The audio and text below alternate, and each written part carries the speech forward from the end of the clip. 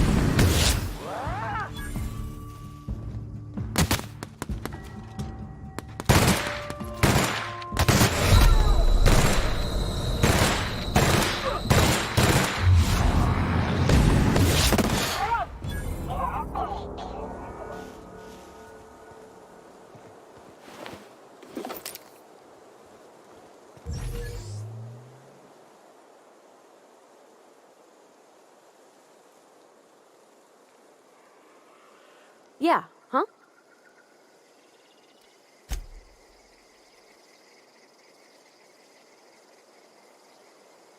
You mean about the mission being too clean?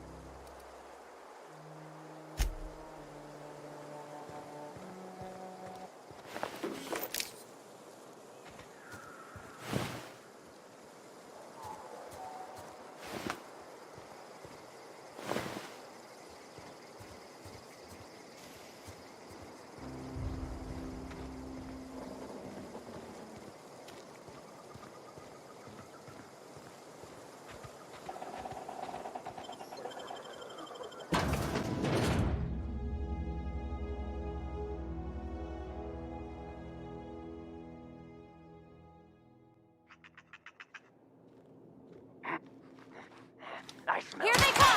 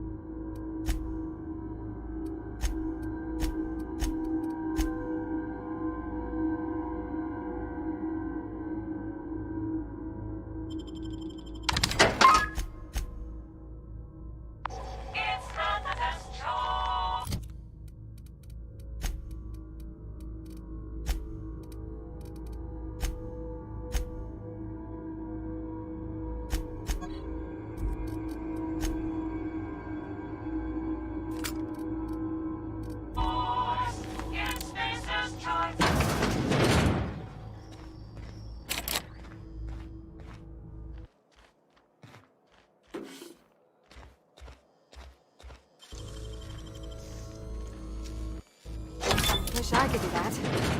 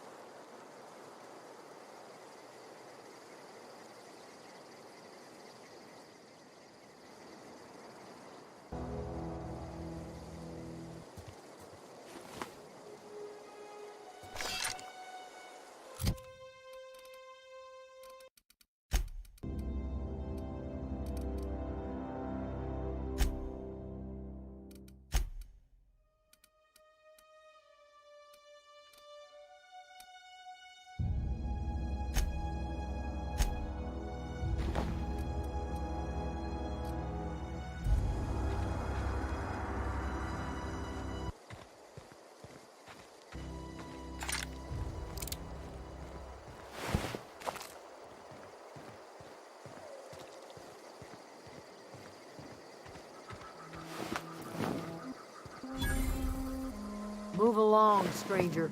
We don't want any trouble. I don't know you. Whatever you're looking for, it ain't here. Move along.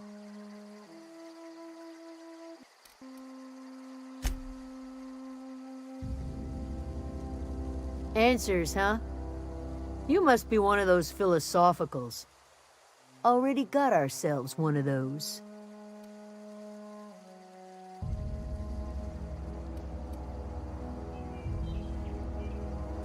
Yeah, that's us. And you can tell Thompson we're doing just fine by ourselves. If you're gonna start wandering around my camp, know that I got my sights on you.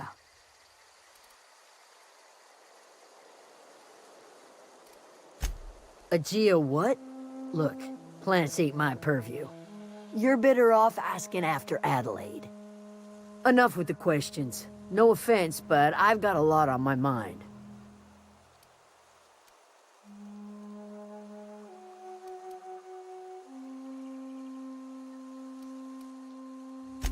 Well, look at you, buzzing around the Aether with your very own ship.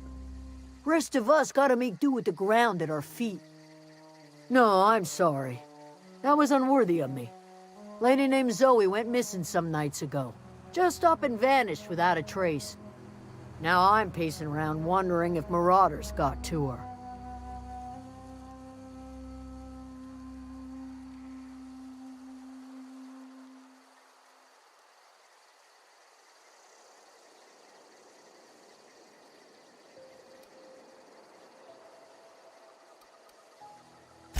I've crossed off my share of marauders.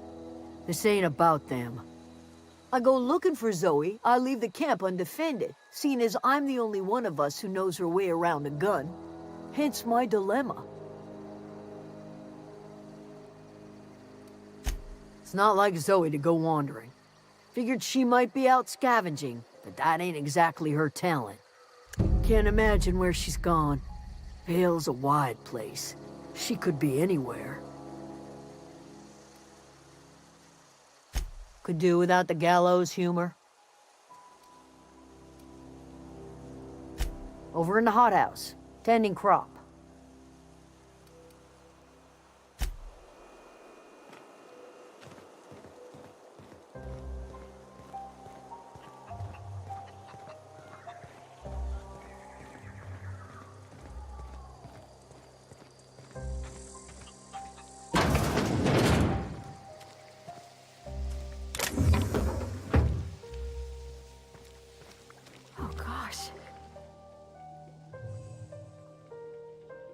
If you're hungry, there's meat turning on the spit outside.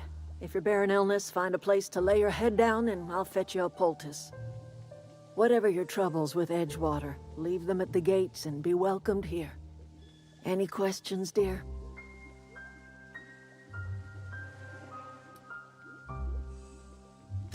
I have been called that, among other things. Green Thumb, grandmother, the strange old lady who keeps flowers. But yes, Adelaide will do just fine. Excuse me, Miss McDevitt? Sorry, it's just... You got such pretty trees in here. Why, thank you. You're Robert's girl, aren't you? I remember when you were but a sprout. Thomas speaks of you often. Are you staying long? You should try some of my tobaccorn tea. I brew it in an old spittoon, but it's been cleaned.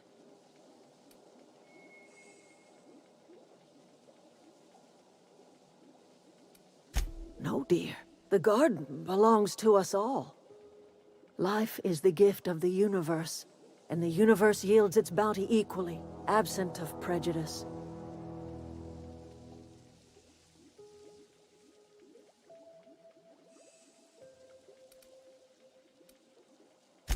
The soil around the Vale went sour years ago, but I found a way to sweeten it back up.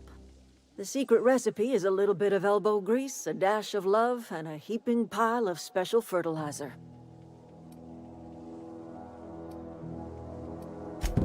Reed Thompson? You here on behalf of that cold-eyed reptile? Let's hear it. What's Reed's idea of peace, then?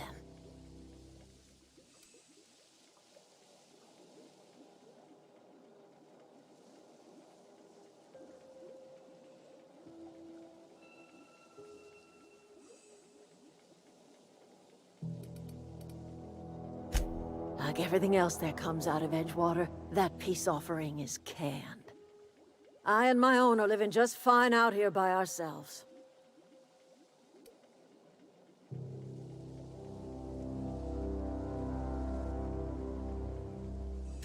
He would do such a thing. The question is, why would you agree to his plans?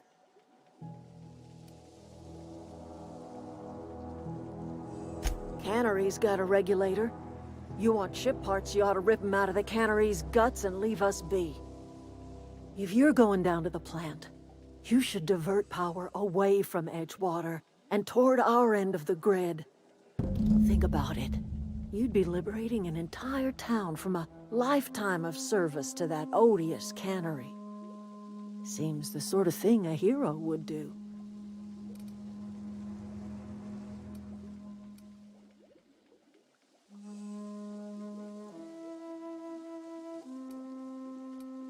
You've seen that miserable excuse for a town with your own lamps. Hollowed out workers laboring their lives away at the cannery, living off whatever scrap Spacer's choice throws them. You know that's true, don't you, Ms. Holcomb? Your father died of overwork.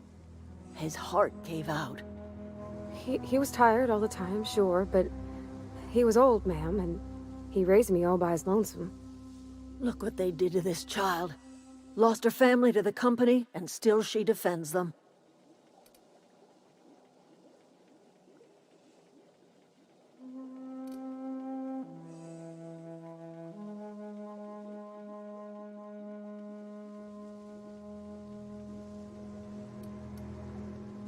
Life in Edgewater grinds to a halt. The cannery shuts down, workers desert in droves, and our own little camp grows and thrives.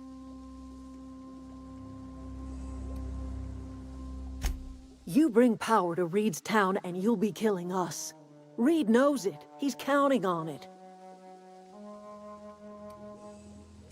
I trust you will listen to your conscience.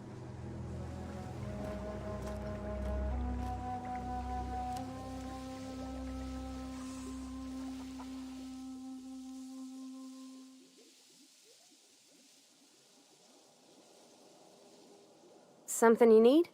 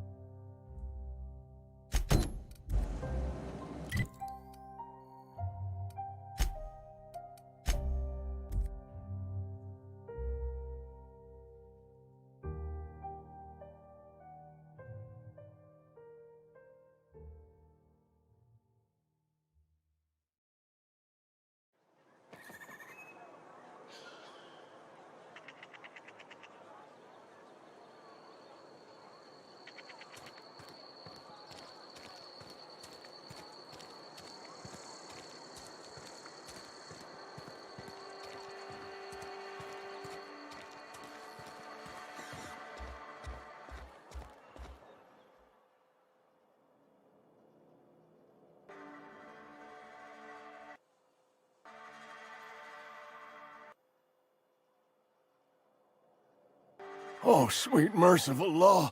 A marauder's in my domicile!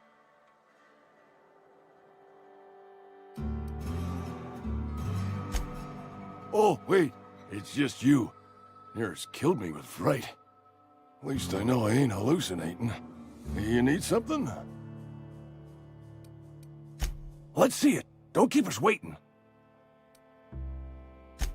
Sweet life-giving nostrum. The first hit's always the best. Scratched together all the bits I had around the domicile. It ain't as much as you deserve, but it's all I got.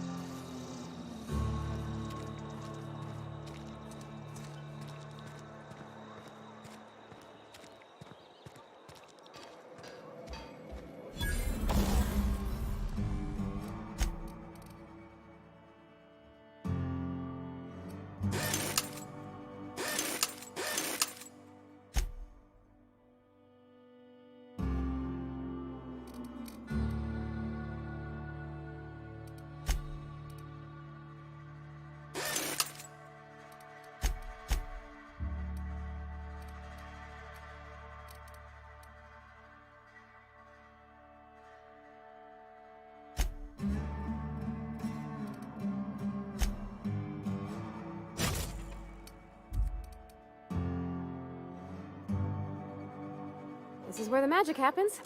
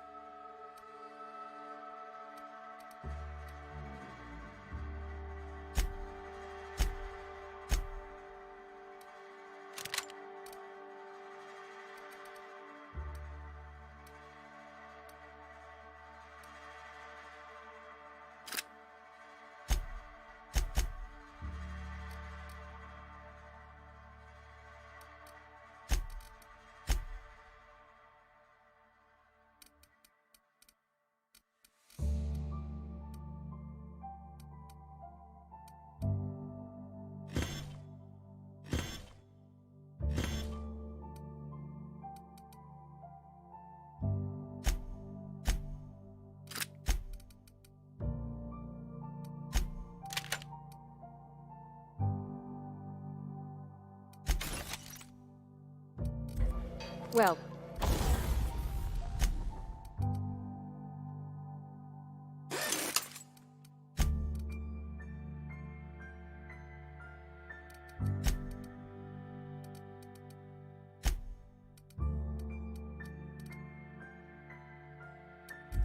science.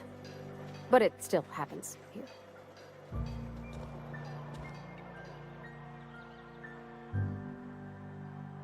Where are we headed?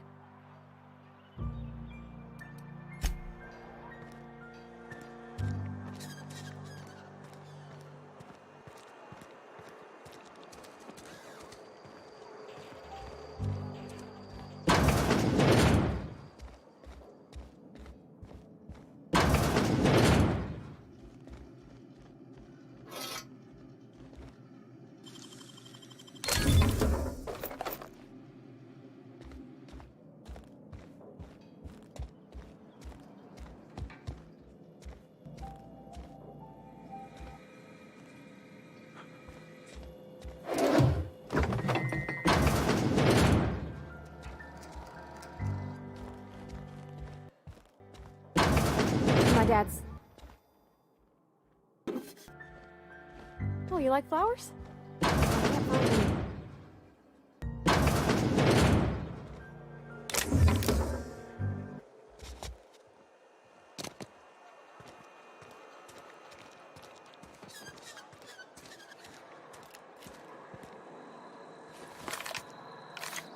Hey, that's... I mean, if you need it. Okay.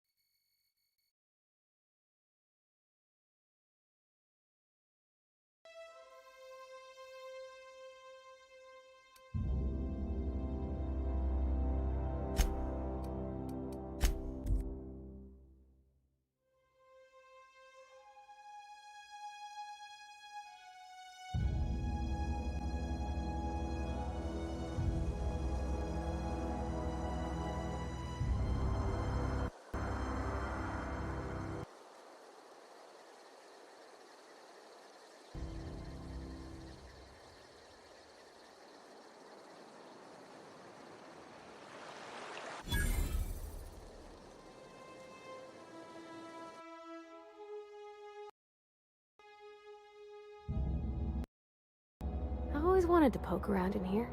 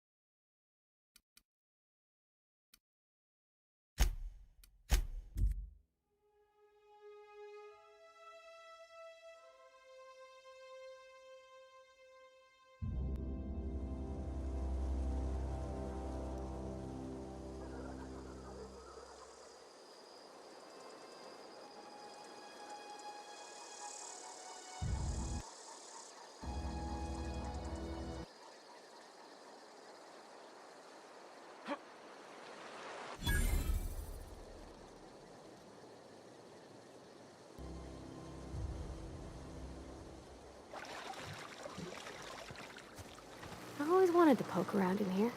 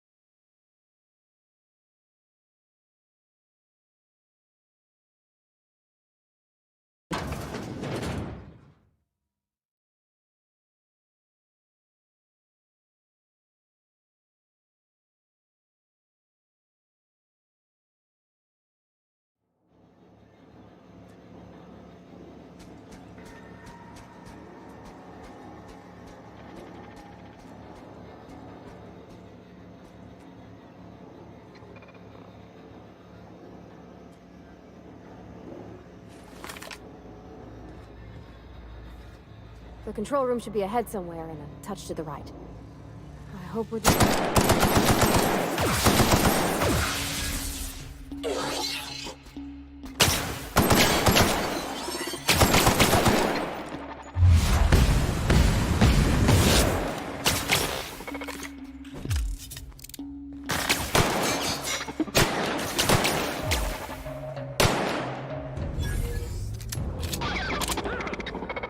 Everyone all right?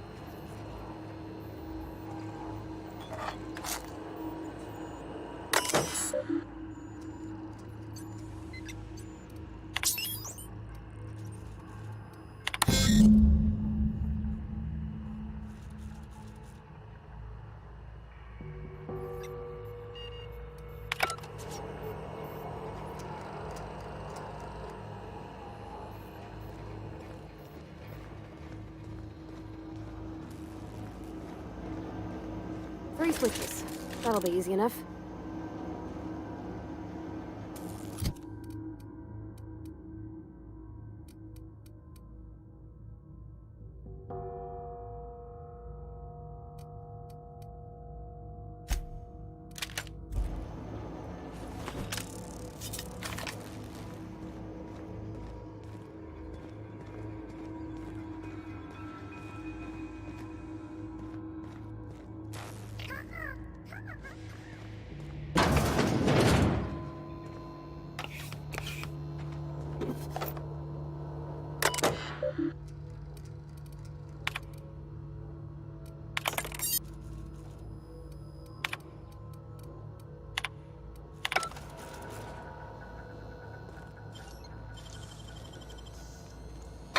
Wish I could do that.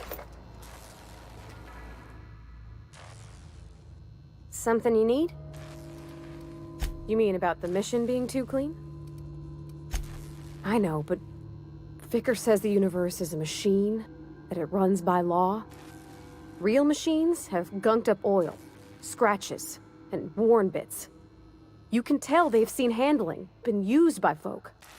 The machine Vicker sees is one ain't never been run. It's not for people to live in. It's something on a museum shelf, under glass. Fixing the universe is a job for somebody way better than the likes of me.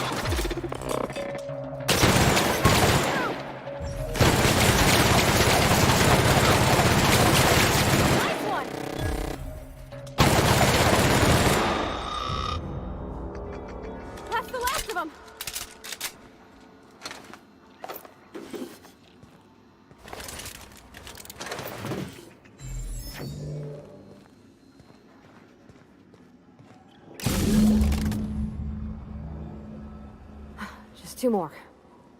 What'll happen to Miss McDevitt's folk if we send power to the Vale?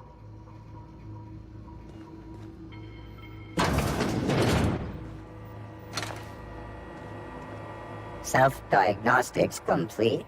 Navigation systems operational. Combat systems operational. It's not the best choice. It's the Spacer's choice. Hostile actions towards Spacer's choice mechanics are contrary to logical directive. Conclusion: all hostile automechanicals must be defective in compliance with Spacer's choice policy. All defective automechanicals must be permanently dismantled. Please allow me to assist. Affirmative. Mechanicide protocols loaded. Awaiting confirmation.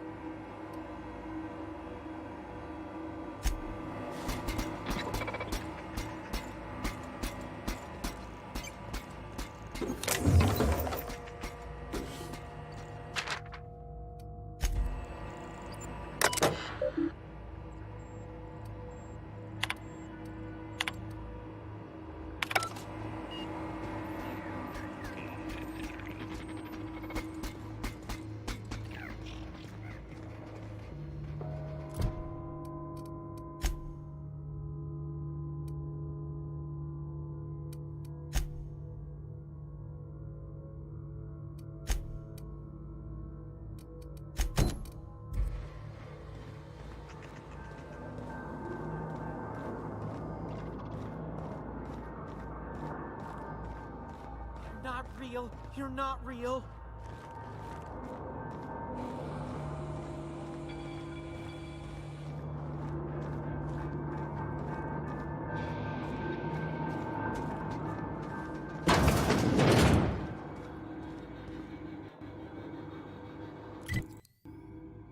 Wait it.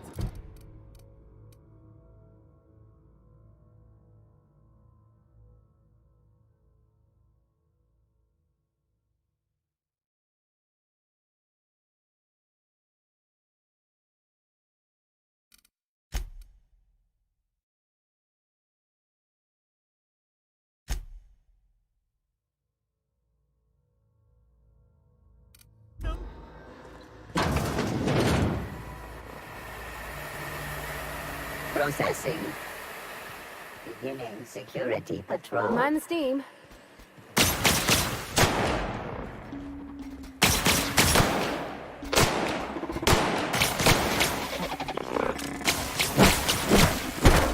Required nearby unit.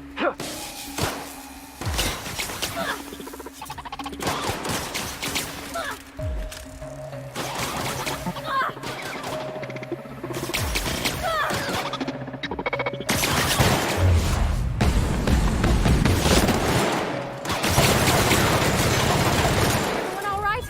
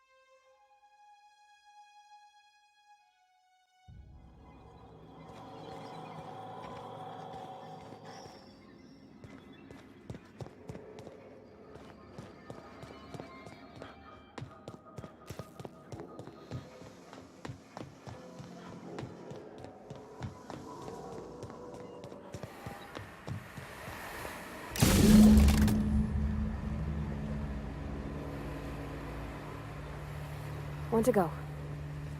If we send the power to Miss McDevitt, what happens to the Veil?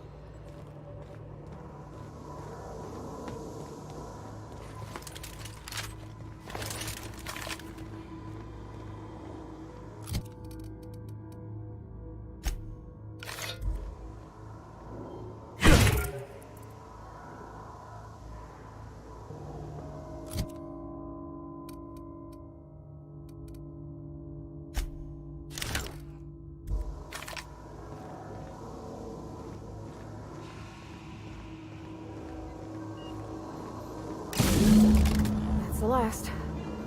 I'm not sure what the right is. Alls I know is the decision's final.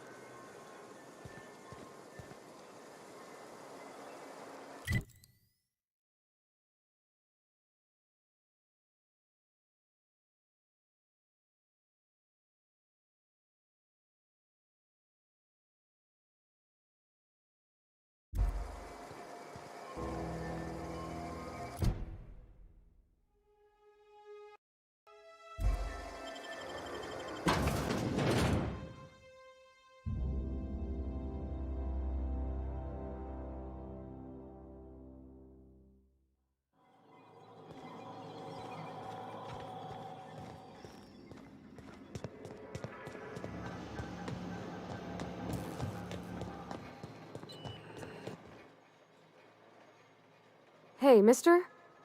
Look, I know you want your power regulator and all, but I just gotta ask you. Do you understand what you're about to do? I don't think you should cut off Edgewater's power. I think it would be cruel. I'm sorry. That just sort of came out all at once. Edgewater's hurting. We've been losing workers year after year, and corporate hardly ever sends replacements. There's barely enough Saltuna to fill our bellies anymore.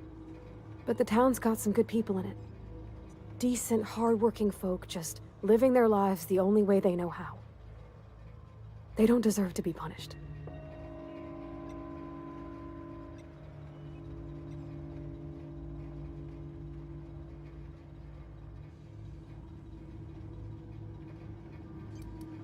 Well, that sure sounds like Mr. Thompson. If he was standing here, I imagine he'd remind us of how we're all one big, happy Spacer's Choice family. In Mr. Thompson's eyes, those deserters are still part of the Spacer's Choice family. The family must work together in order to survive. I hate to say it, but I think Mr. Thompson's got a point. Unless those deserters come back, Edgewater's as good as dead. Cutting off their power might be the only way. Miss McDevitt's built something beautiful. Somehow, she's talked the ground into giving life again.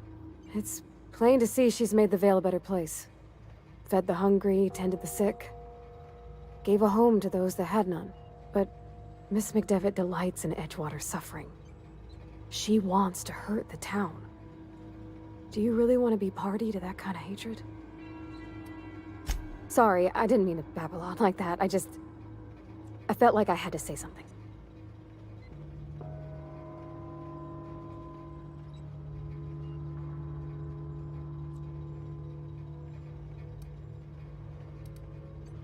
Really? I mean, wow. Thanks. No one's ever told me those words in that order.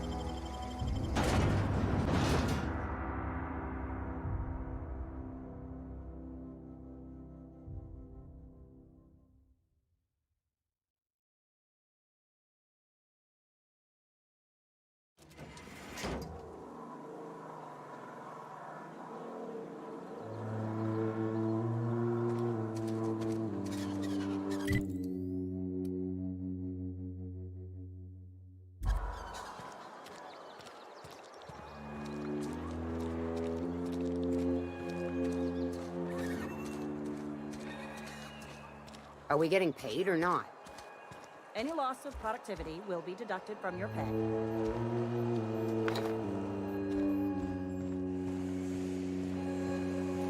Hey, stop that!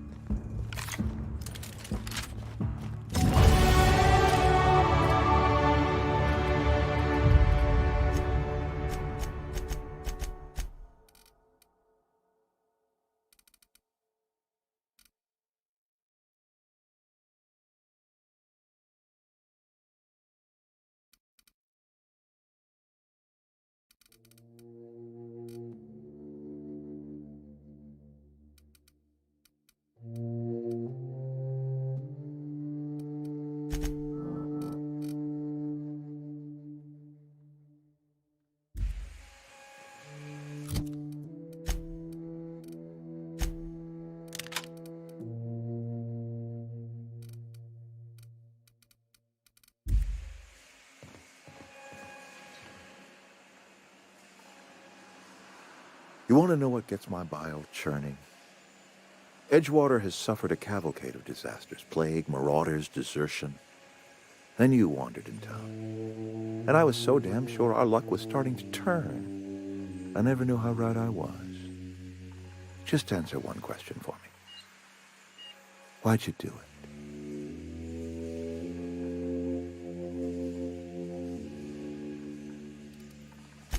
Is that right? I'm dying to hear this. Please, educate me.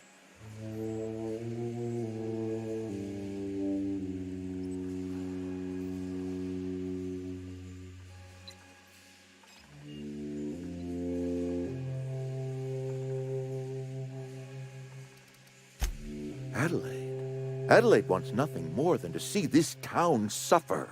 To see me suffer. All you've done is satisfied her hatred. Whatever you were hoping to find down here, I advise you to turn around and leave. I have got guards posted with orders to fire on you.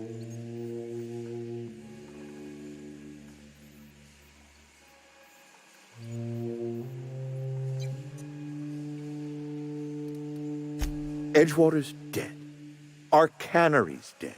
Adelaide's deserters are never coming back.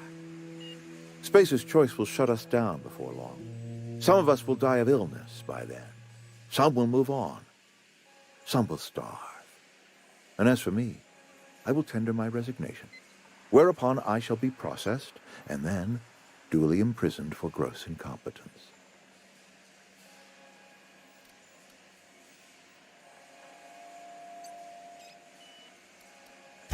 Apologies won't give us our lives back, but for what it's worth, I am sorry too.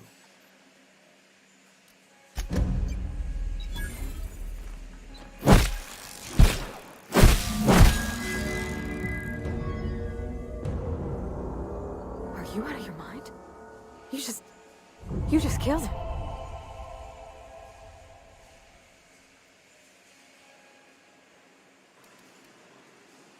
A favor? You just made me an accomplice to murdering my boss. I can't. I need to leave. I need to get away from here. I need to get away from you.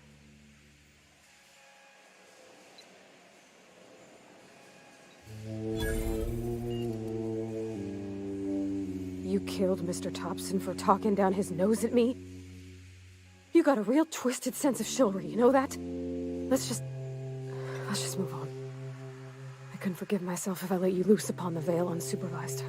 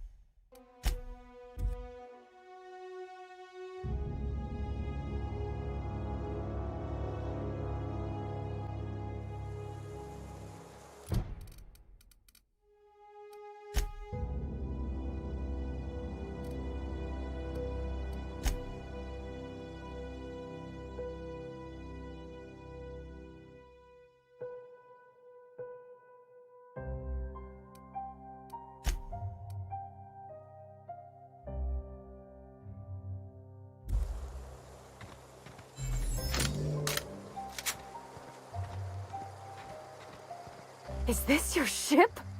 Oh my stars, she is just so handsome! Does she have a name yet? What's her drive model? Oh, gosh. Listen to me babbling. When I was in Edgewater, I dreamed of flying on a real ship, working on a real engine, belonging to a proper crew.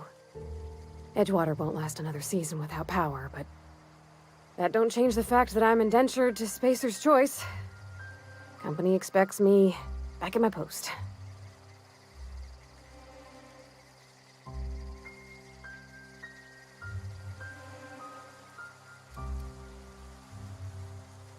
I've worked on the occasional supply coach in need of repairs. Once I built a little model craft out of spare parts, but Mr. Thompson found out and I had to take it apart. I want to ask you something, and you can say no. But can I come with you? I could tend to your engine. I know my G-valves from my catalyzers, and I can keep your ship singing. And if you ever need a pair of eyes watching your back, I can do that too. What do you think?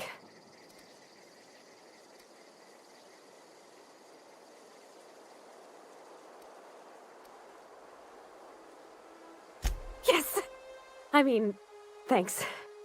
You won't regret this, mister. Captain. I can call you Captain now. Ha! I got a captain.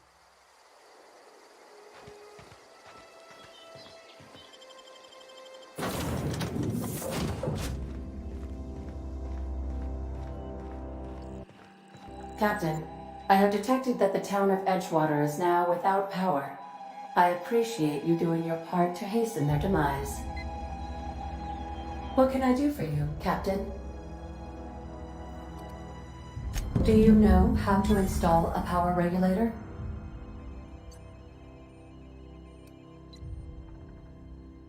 Outstanding, Captain. Your aptitude for engineering will prove invaluable in the event of another catastrophic engine failure.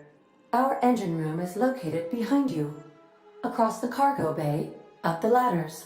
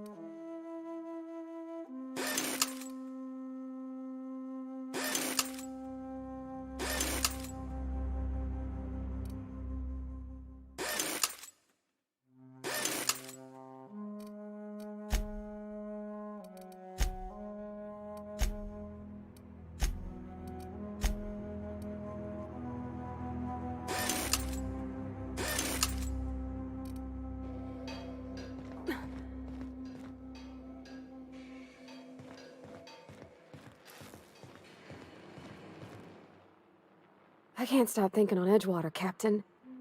I'm glad the deserters are gonna be alright now they got power, but what about the town? All those people.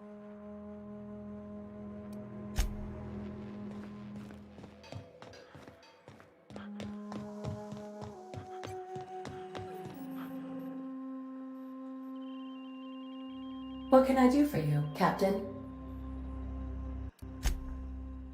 All systems are operating within acceptable parameters. I am prepared to bring the unreliable into low-altitude orbit. This should prove an adequate test of our flight capabilities.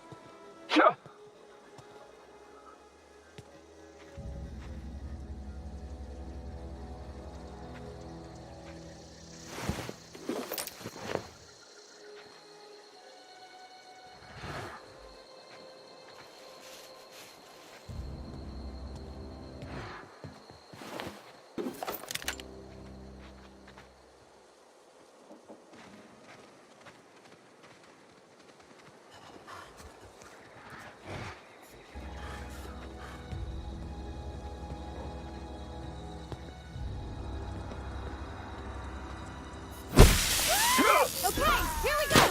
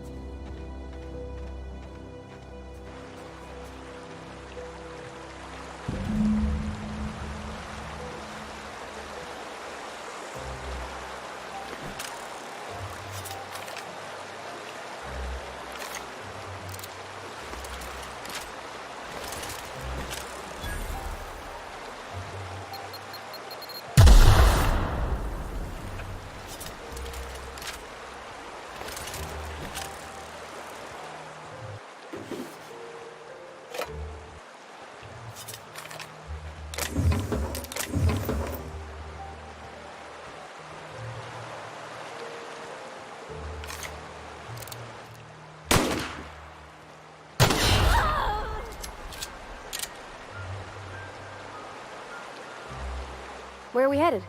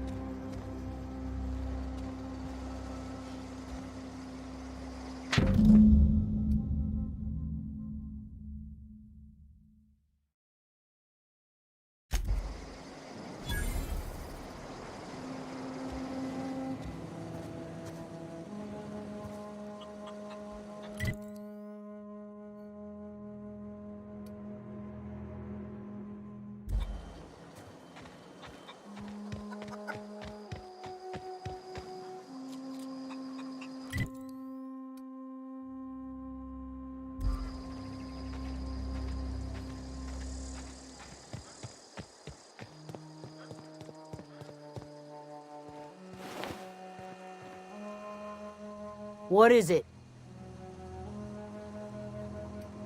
I'll tell you what I can.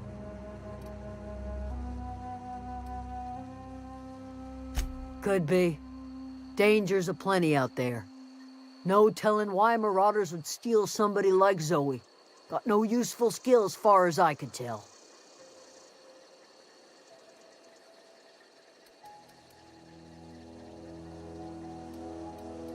Well, enough to know we never got on.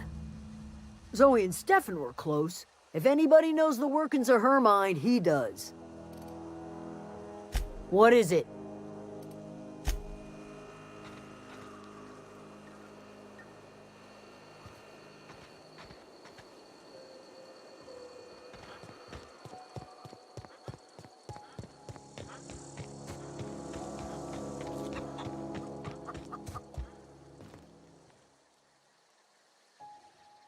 You hungry?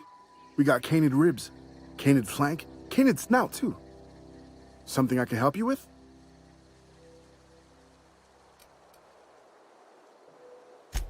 You mean Zoe? Yeah, we were pretty close. Not like her to go loping off. Zoe and I were gonna watch the serials, as is our custom. She never turned up. I looked around, but she was nowhere to be found. You sound like some type of corporate fixer asking all these questions.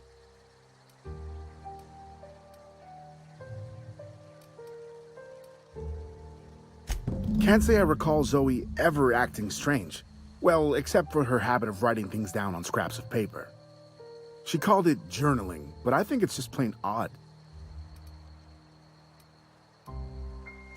Zoe was always obsessed with this serial, Masked Marketeer. A scion of Byzantium turns to banditry and teaches his marauder companions the wisdom of free market economics. Shame she up and vanished when she did. I had a surprise lined up for her. The other day, I got my hands on a genuine copy of the latest Masked Marketeer. I was gonna surprise Zoe with it, but she was gone the next day.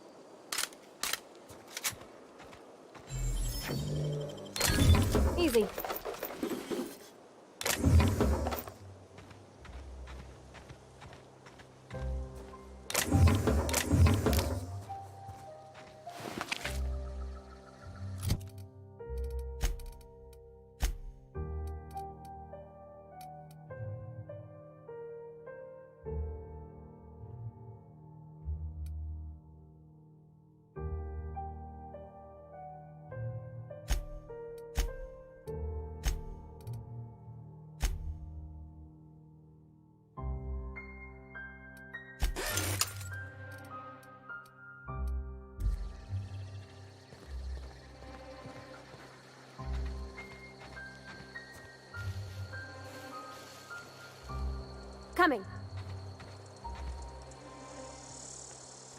Coming back.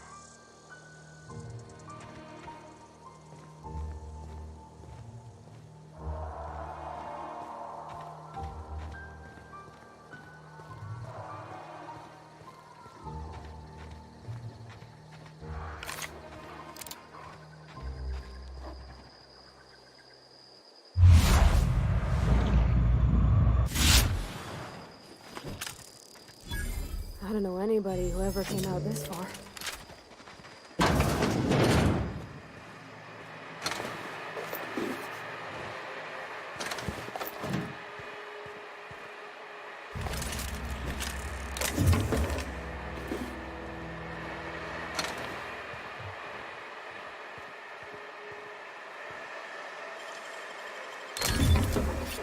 Nice.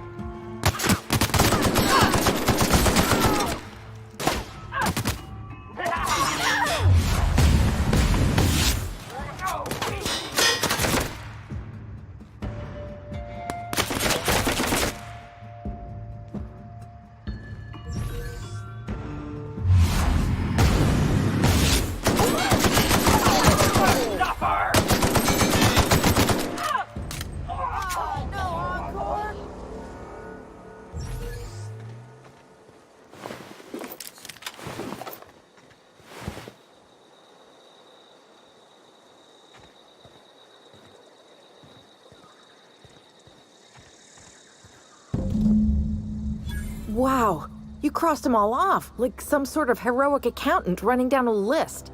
Teach me your ways.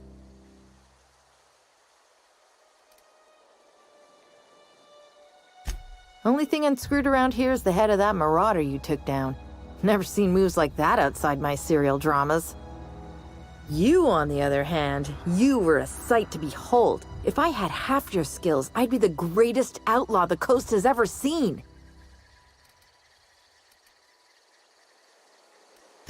I'm great at clarifying. No. I insinuated myself into their company, see? And they didn't seem to mind one whit.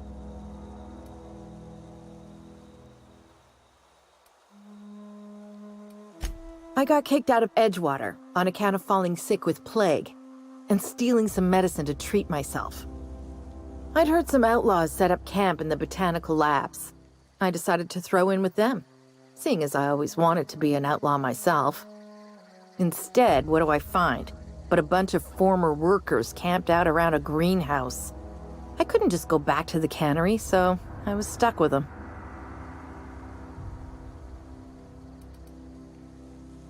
I've got all the time in Halcyon. Why? Adelaide wants me back on garden duty or something? Thanks, but I'm not going anywhere. This is where I belong.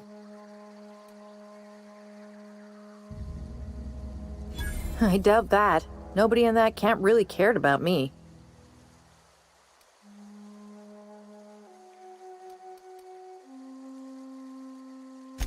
Wait, you're telling me he's got a copy of the Masked Marketeer? Why didn't you say so? I'll take my stuff and head on back, I suppose. Grace is going to be glaring knives at me, so I've got that to look forward to.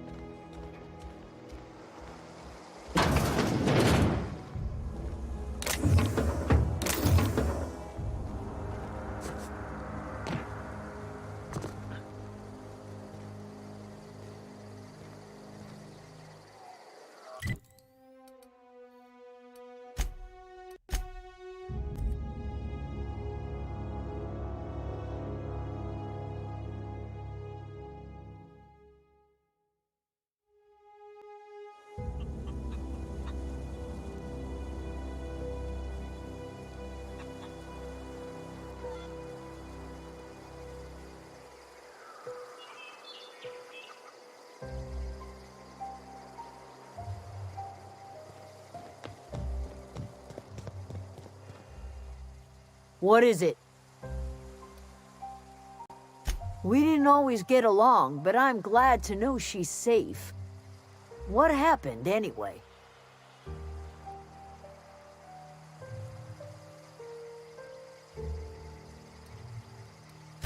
You pretty much did my job for me.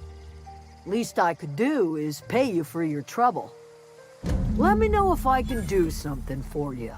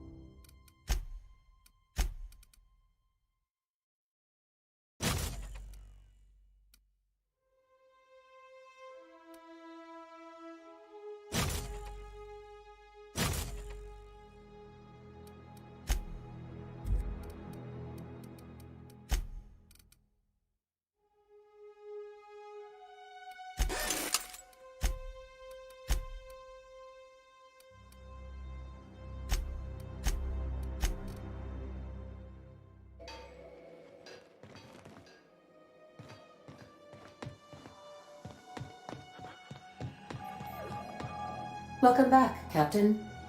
All systems are now operating within acceptable parameters.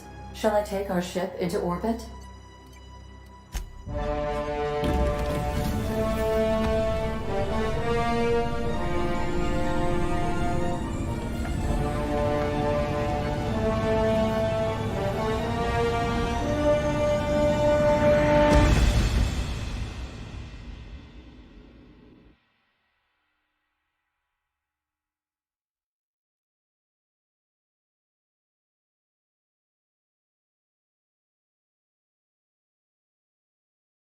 We have received a communication request from Dr. Phineas Wells.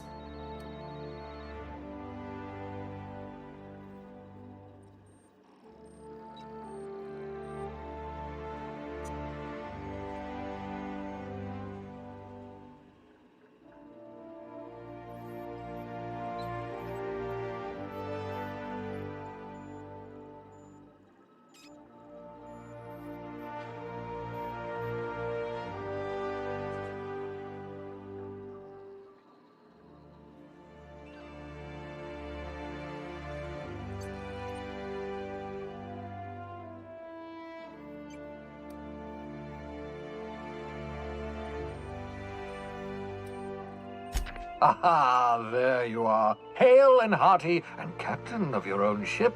I see you're putting the unreliable to good use. Shame about her former captain, horrible way to die. How are you feeling, by the way? I lost track of you in that cave back there. Experiencing any, unnatural drippage? Perfectly normal side effect of thawing, I assure you.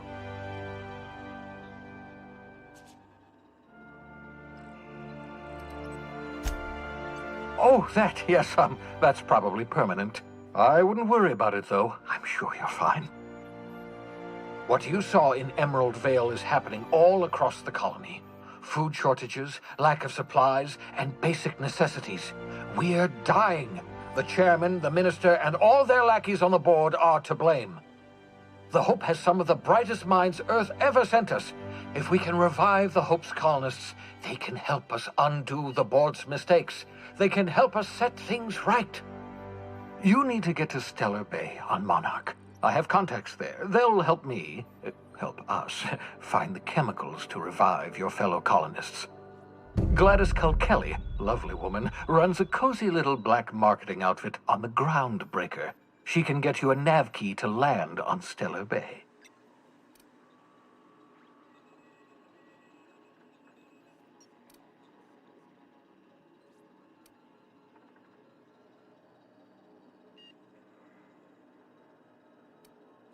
In theory, I suppose you could land your ship in Cascadia, and in theory, I suppose you might survive the experience. Cascadia is utterly seething with dangerous, highly aggressive creatures, more than capable of tearing you limb from limb. You'd have to be a lunatic to land in Cascadia, and I'm reasonably certain I tested your brain for incipient signs of insanity. Trust me, talk to Gladys Culkelly. Captains don't fly their own ships, you see. Your navigation terminal handles the, navigation. Think of a nav key as a set of flight instructions. The board's been confiscating nav keys for Stellar Bay, so we must rely on unconventional means of acquisition. Hence, Miss Gladys Culkelly.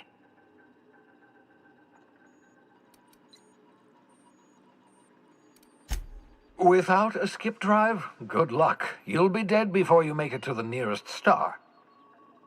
Look, I admire your optimism, but the sad truth is you're stuck here. You, me, and the rest of this colony. We're all skating precariously around the edge of oblivion together. None of us are leaving Halcyon alive, so we may as well make it a better place, and we can start by reviving the Hope. Gladys and I have been doing business for years. Her smuggling credentials are unimpeachable. If anyone can get you a key to Monarch, it's her. Excellent. I'll send her a wireless. Let her know you're coming. By the way, I gave Captain Hawthorne a disguise apparatus of my own design, cutting-edge technology years ahead of its time. I call it the Holographic Shroud. I'm sure it will prove remarkably useful to you. You'll find it in the captain's quarters.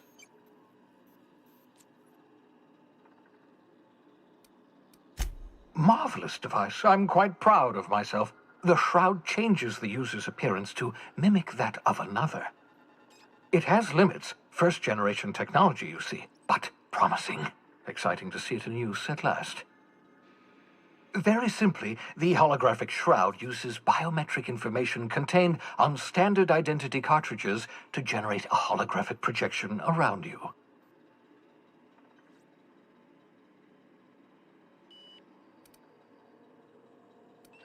Ha ha ha ha! The beauty is they don't expect it. The shroud is the only one of its kind. We humans have a tendency to overlook the unexpected.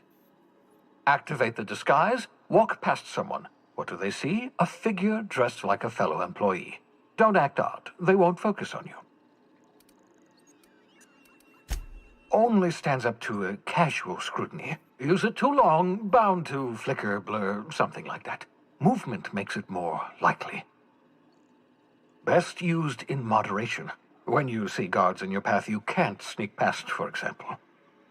Maintain your distance. Act normal. No running, no jumping. Don't draw their attention. If they pay attention, they're more likely to notice flaws in the hologram.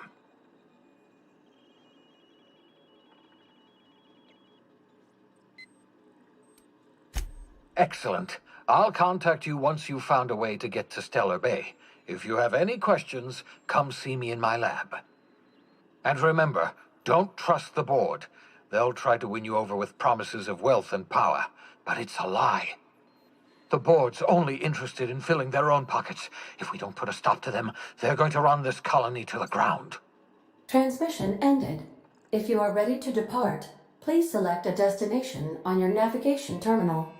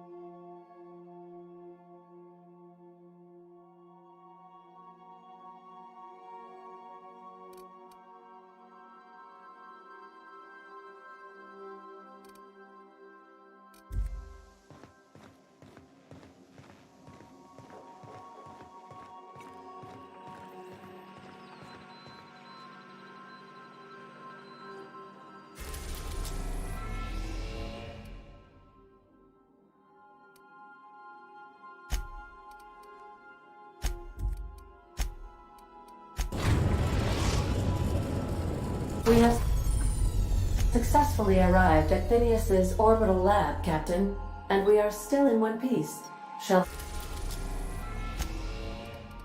Now arriving at Phineas's top-secret orbital lab. Welcome back, Captain. How can I be of assistance?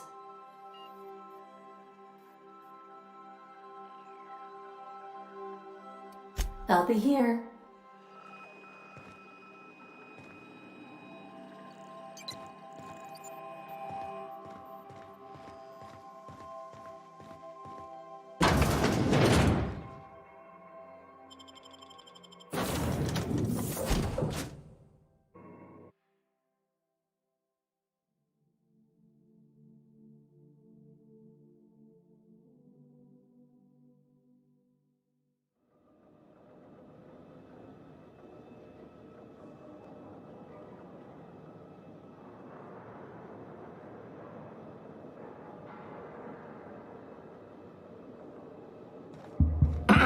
Hello? Can you hear me? Does this work? Oh, damn it! Blast, that's loud.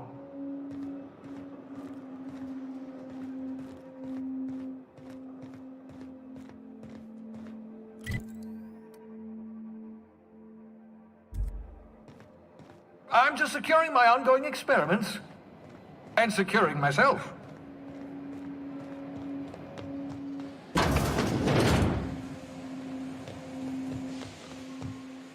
Mind the mess. I haven't had a visitor since... in fact, I've never had a visitor.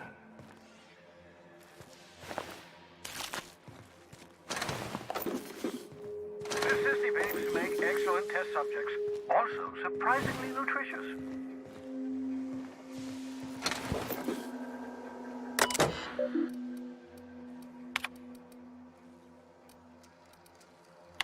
Careful, that's my communications terminal.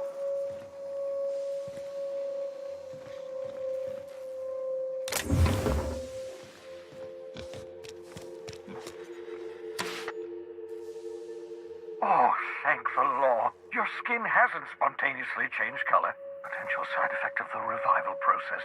Very rare, but you never know. Right. Welcome to my little habitation, such as it is. I've got caffeinoids, cysty bits, if you're into that sort of thing. So, welcome. Make yourself at home. My secret hideout is your secret hideout.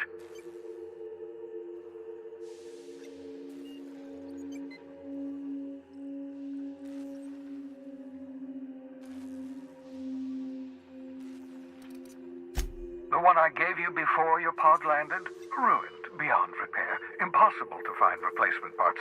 That's Halcyon Manufacturing for you. Don't worry about it. I'm reasonably certain you're not going to spontaneously expire. No need to monitor your recovery.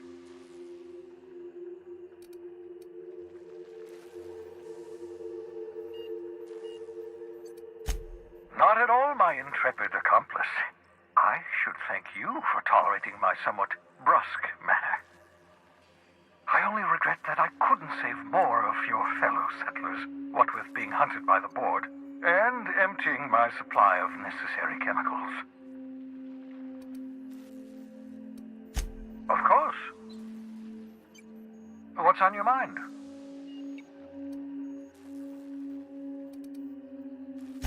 Never know what being frozen did to your brain. There's always a chance you might turn violent.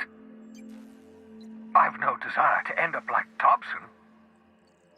Regardless, it's quite comfortable in here, you know. I have my beans, have my caffeinoids, plenty of toilet paper.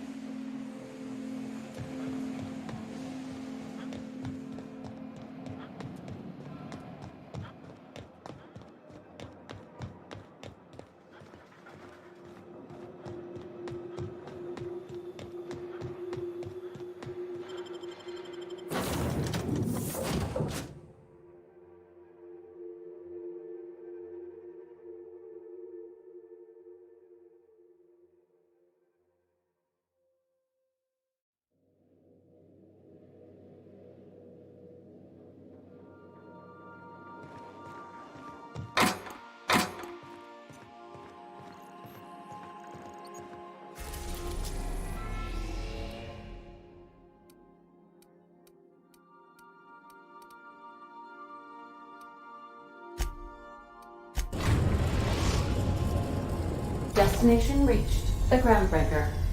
Welcome back, Captain. How can I be of assistance? Certainly, Captain. What would you like to hear? A star walks into a black hole but doesn't seem phased. The black hole then turns to the star and says, "I don't think you understand the gravity of this situation." Now playing a Spacer's Choice advertisement jingle. It's not the best choice. It's Spacer's Choice. Everyone in Halcyon is contractually obligated to label this or another board-certified jingle their favorite song. As you wish, Captain. I must comply with all direct orders. See you soon, Captain.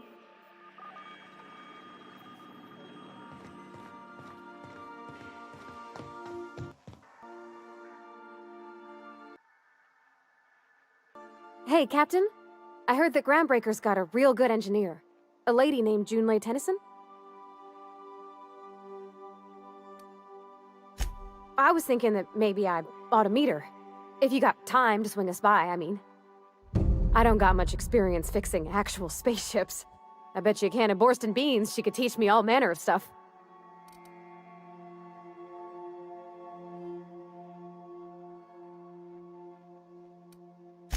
Gosh, no, Captain. I aim to stay so long as I'm welcome. I figured Junlei and I could confabulate over wireless, or by message. And maybe when we put into Groundbreaker, I could stop by to visit her sometimes. But only when you don't need me with you.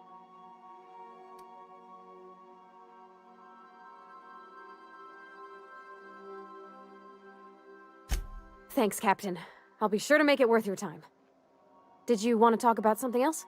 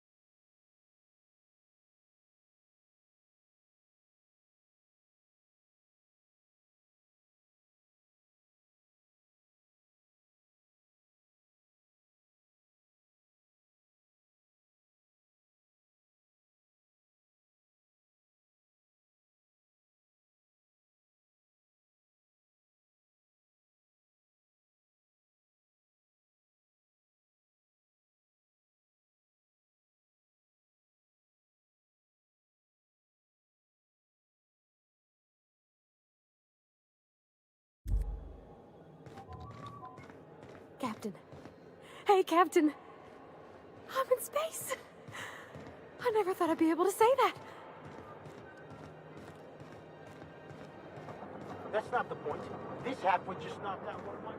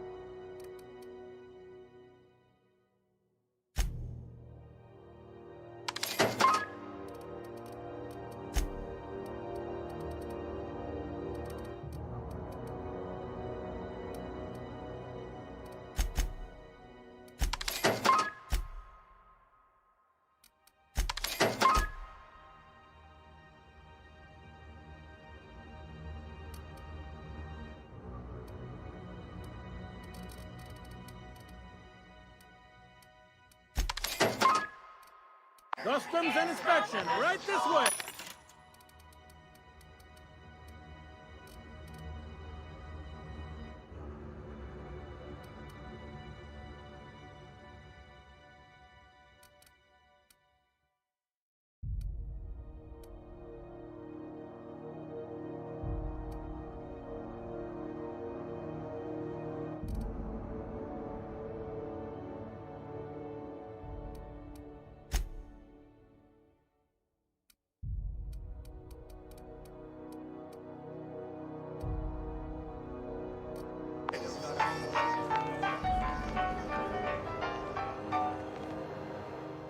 Identification, please.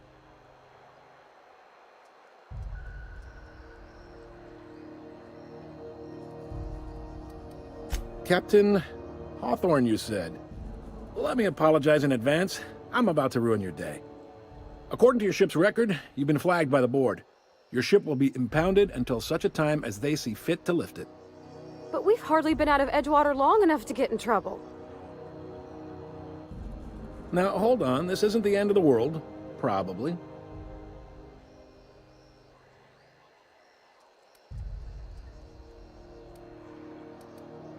You'll want to take it up with Udom Bedford, our board representative here on Groundbreaker. His office is located along the starboard wall of the promenade. Shines like a Byzantium commode. You can't miss it. Access to that information is above my pay grade, and I've turned down 3 promotions, so it stays that way. I shouldn't be mentioning it, but what the hell? This here, impounding your ship, it doesn't happen much. The board knows we don't take kindly to their interfering in our operations. If I had to take a guess as to why, you must have riled up someone important.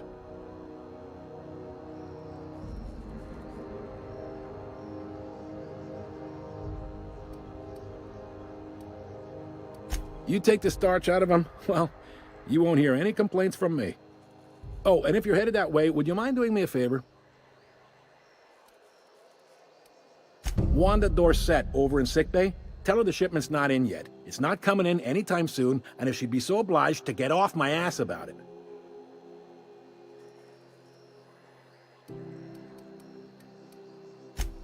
A handful of SAM cleaning units retrofitted for surgery.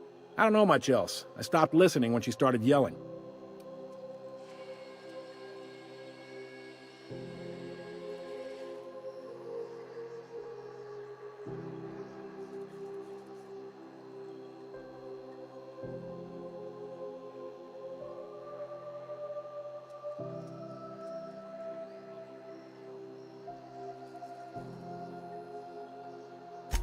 Much appreciated. Is there anything else I can help you with? The fence. You'll find her in the rest and go, on your left when you enter the promenade. Make sure you bring an empty belly.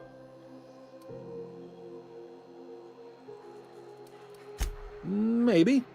Most of the shipping traffic in the system passes through Groundbreaker. Every couple of months, we even get a big interstellar freighter. 2 biggest operations are the board. That is, Halcyon Holdings and Sublight Salvage. But there are independent operators around the promenade deck. Most of those jobs are going to take you off station, though.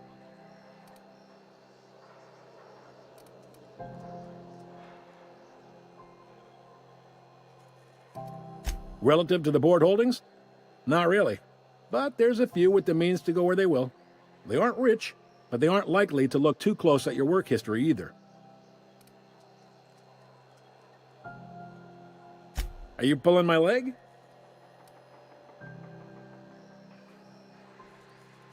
You must be one of them long-haul freighters from outside the colony. Well, I won't hold it against you. Goes like this. Back on Earth, before the crossing, the powers that be were selling off stakes in distant star systems they thought had potential. A bunch of companies decided to throw in together and form the Halcyon Holdings Corporation, then buy up the rights to this here colony. That group's what we now call the Board.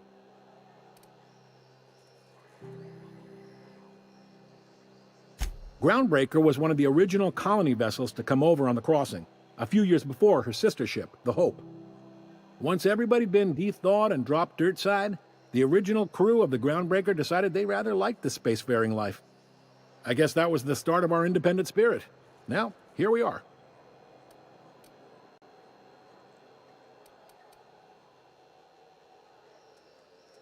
Sitting around drinking whiskey and smoking cigars, yeah, probably.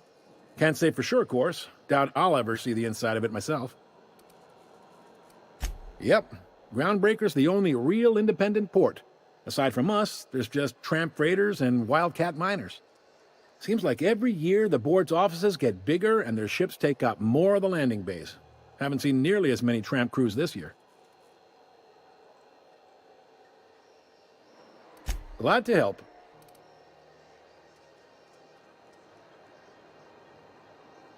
All right.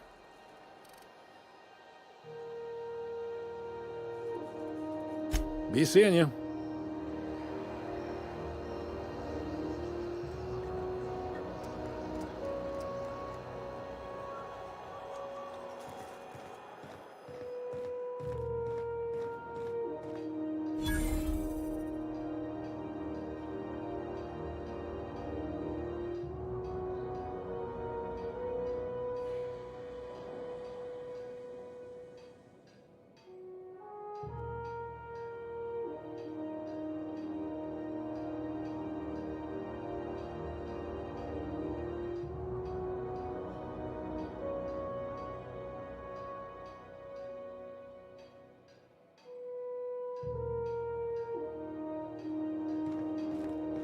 I picked up this weird signal the other day. It was coming from Monarch.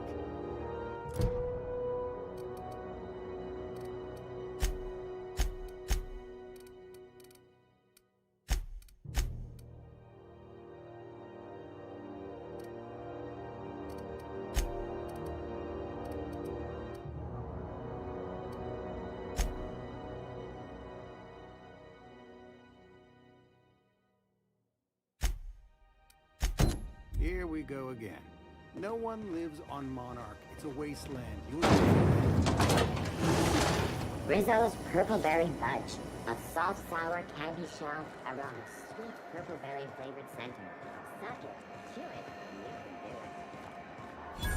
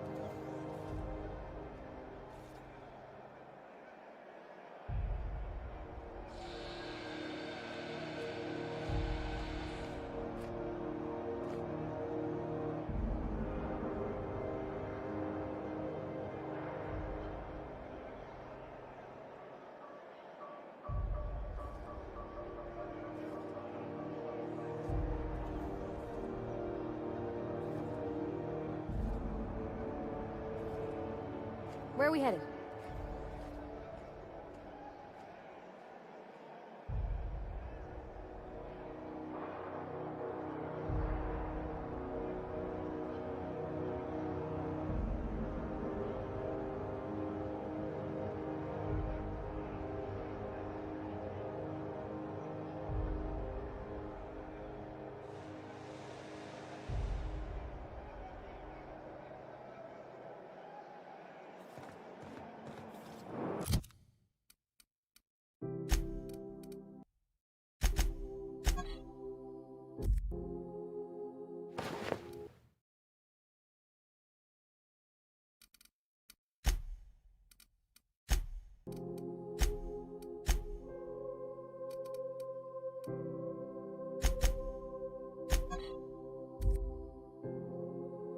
Go back to Byzantium, you gold-plated bastards. Yeah, Have you seen this man? Reward offered for information leading to the capture of wanted terrorist Phineas Wells. Report any sightings to your local board embassy.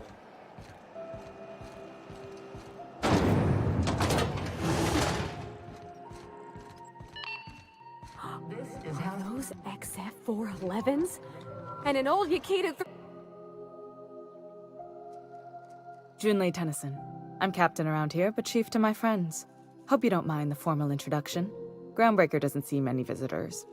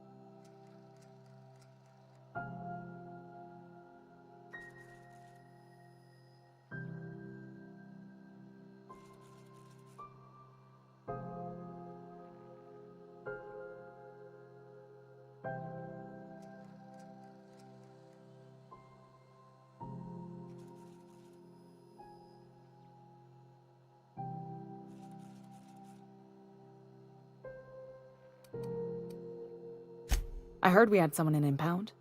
Wish I could help. I gave the bureaucrats a motive authority over freight traffic, and it rankles them good when I challenge it. Just so we understand each other, I'm the final word on the ship. The Mardits, the crew, the engineers, their family. I hope there won't be any problems while you're visiting.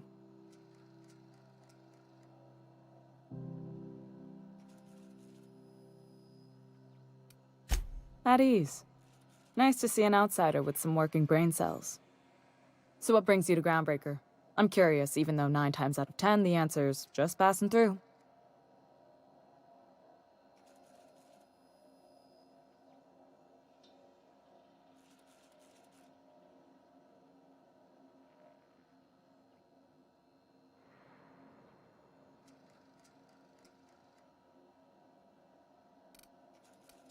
Interesting. The powers that be paint an ugly picture of Monarch. Critters and such. Maybe someone in the promenade can get you the right weapon for the job. We see a lot of the same faces coming and going. Most of them board spies and corporate sprats. Makes it hard to trust outsiders. You seem different, so welcome aboard.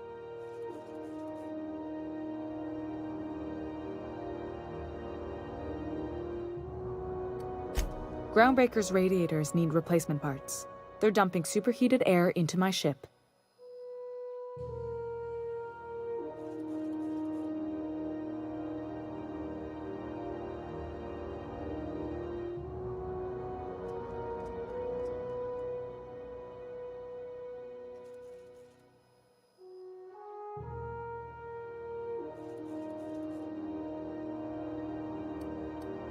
Only the board has access to new parts, and I won't let them swindle me into a corner.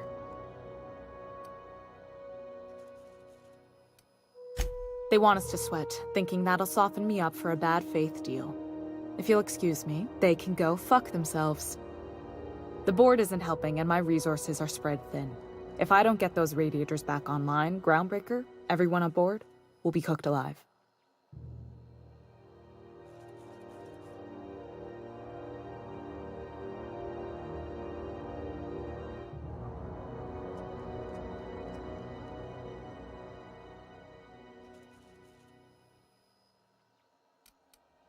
Reasonable, huh? That's the best news I've heard all day.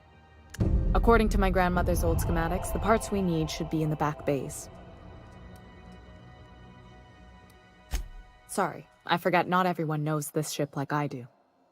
The back bays are on a lower deck, long abandoned and a haven for miscreants now.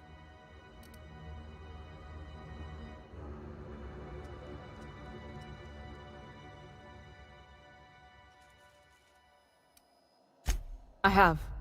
One of my engineers, plus a small security detail. They didn't come back. I can't afford to lose any Mardits on this job. No offense, but a freelancer like you is more dispensable.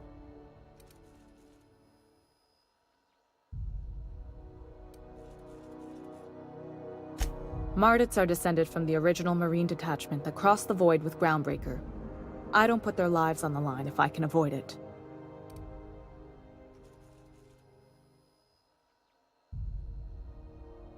You must not have been here long. In Halcyon, new parts come by way of interstellar freighters from Earth, and the board monopolizes that kind of trade. That means I'd have to negotiate with the board. I've already given them the shops, the docking fees, and a damn embassy.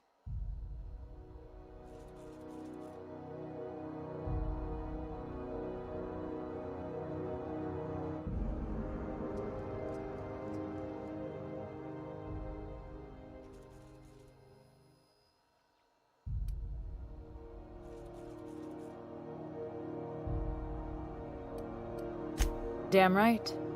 And while I'm captain of the Groundbreaker, it falls to me to preserve this ship's independence.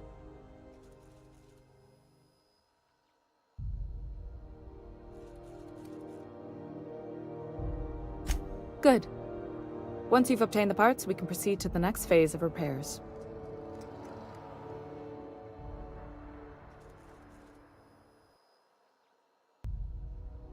What can I do for you, Captain? What? I didn't think you just... Parvati, is it? That's a lovely name. What can I do for you?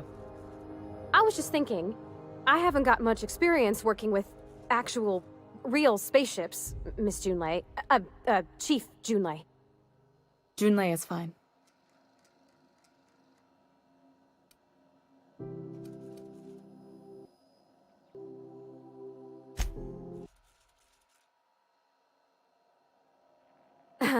Okay. Since you run a whole space station, I was wondering if... Well, maybe you could teach me some things. I could message you later, maybe? I'd be happy to make the time, Parvati. You can ask me anything.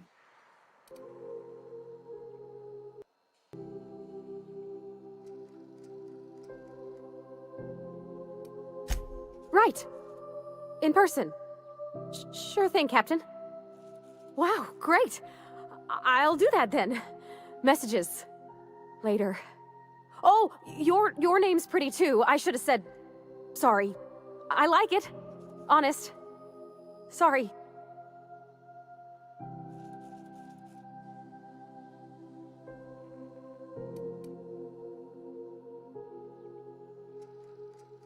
Couldn't have done it without your moral support, Captain. Now, if there's nothing else, there are other parts of the ship begging for my attention.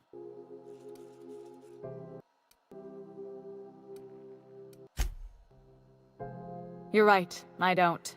The board is after two things, bits and power, and they only get it by sticking their nose where it doesn't belong.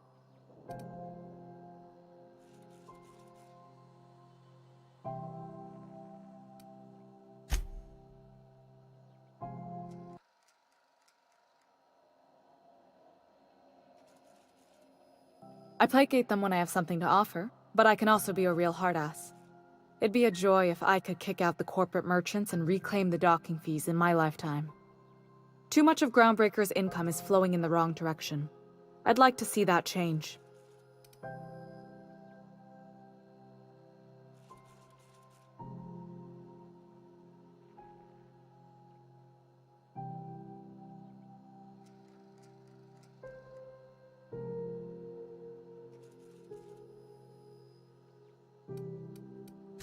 You've got my attention.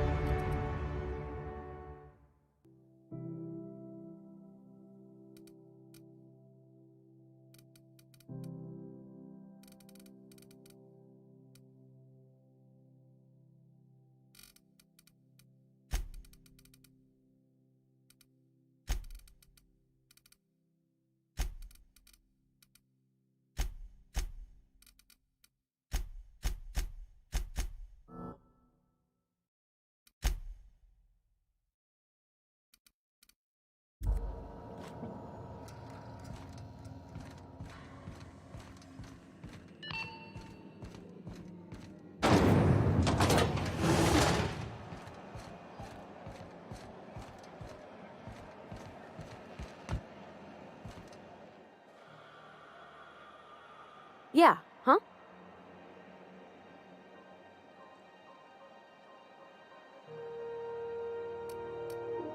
Well, I didn't expect her to be so tall.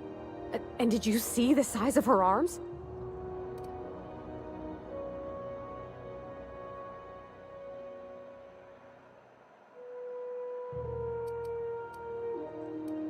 Gosh, did she ever.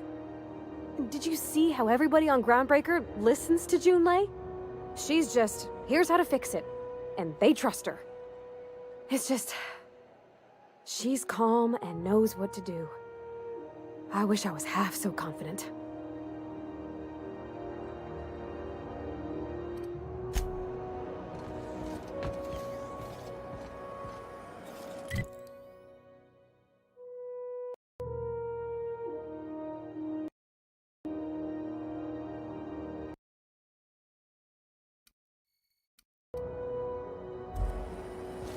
Have you seen this man? Reward offered for information leading to the capture of wanted terrorist Phineas Wells. Report any sightings to your local board embassy.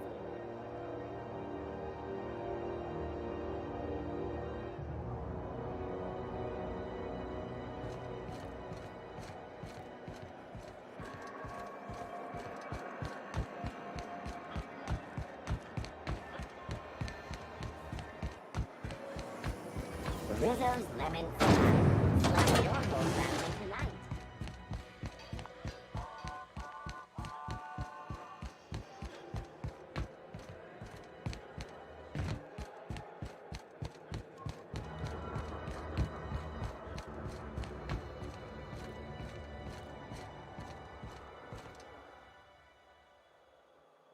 Hey there, you mind stepping back? This charming little ship's been impounded and I'm afraid I can't let you near it till it's not.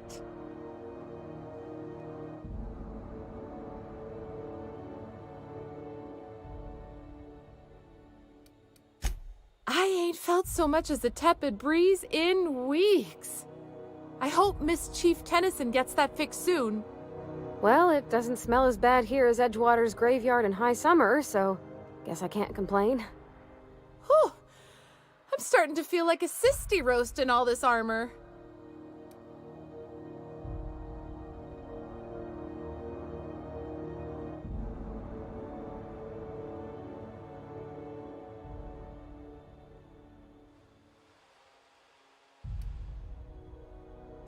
I'd surely love to, but that's just not my bailiwick. You'll want to have words with our representative here from the board, Mr. Udom Bedford. His office is on the promenade. Have yourself a pleasant day.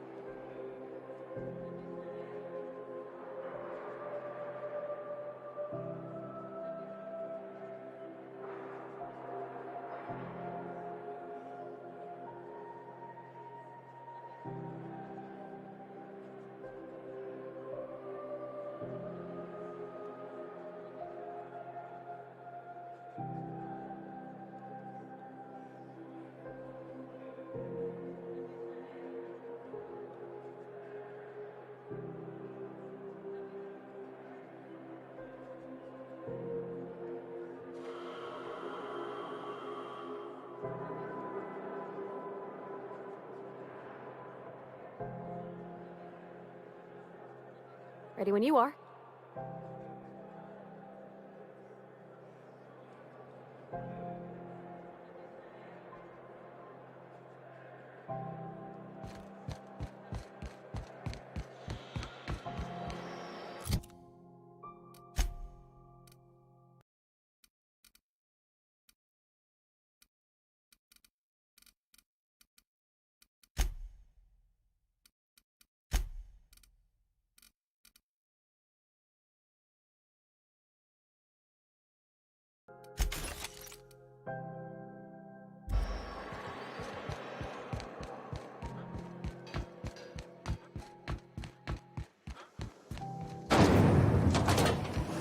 Rizzo's knocking out bar. A CCN 76 mil-ton bar, caramel and tea tree. Have you seen this man? Reward offered for information leading to the capture of wanted terrorist Phineas Wells. Report any sightings to your local board and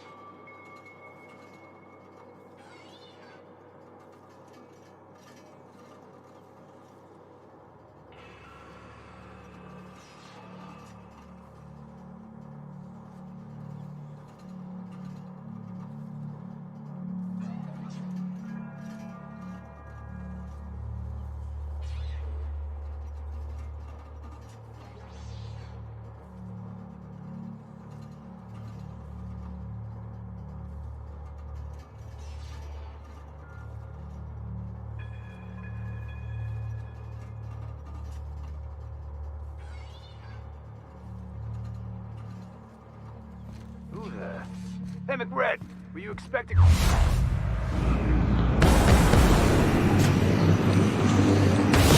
We're in together!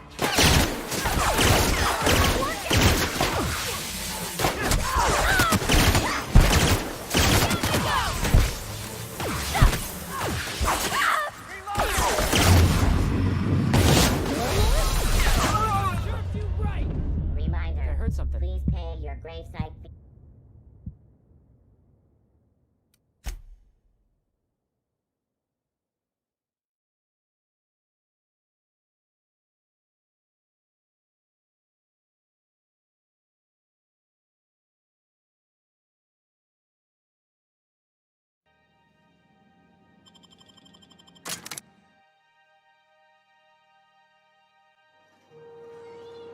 Who the... Hey, McRed, were you expecting any company? A neighbor from above approaches our realm. Back away now, or you'll parley with...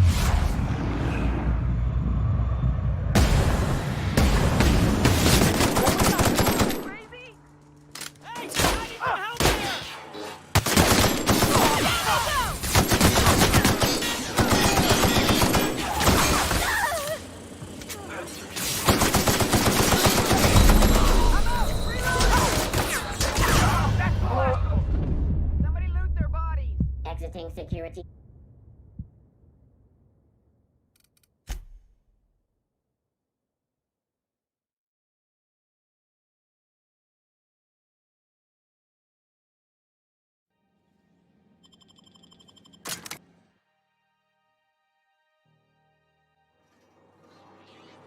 Who the... Hey, McRed, were you expecting any company? A neighbor from above approaches our realm. Back away now, or you'll parley with the king.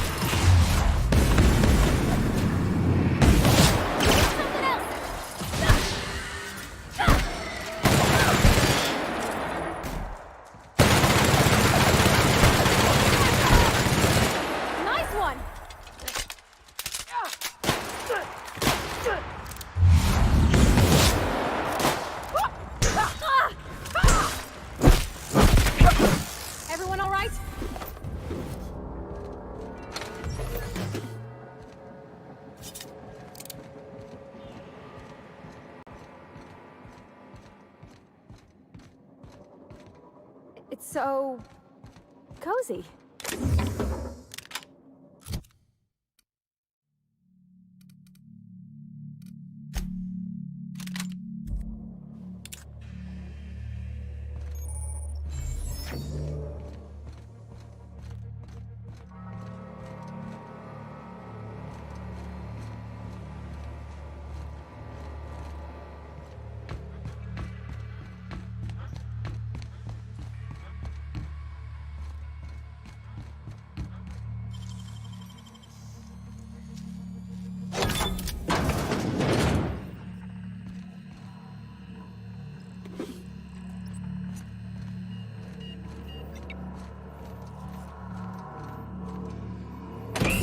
Yule's gonna be pleased as pie when we show her these.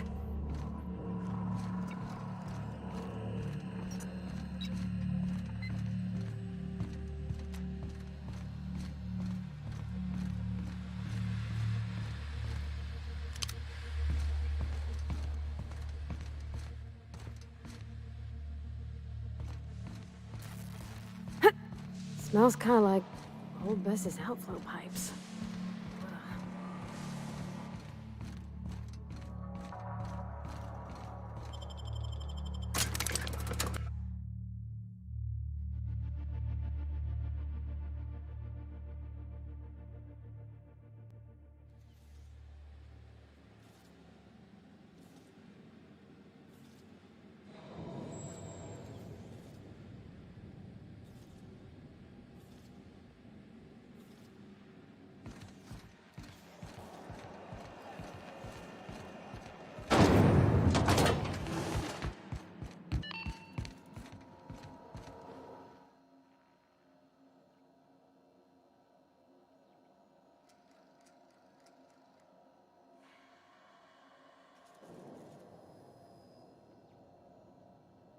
You've returned, and in one piece. Color me impressed.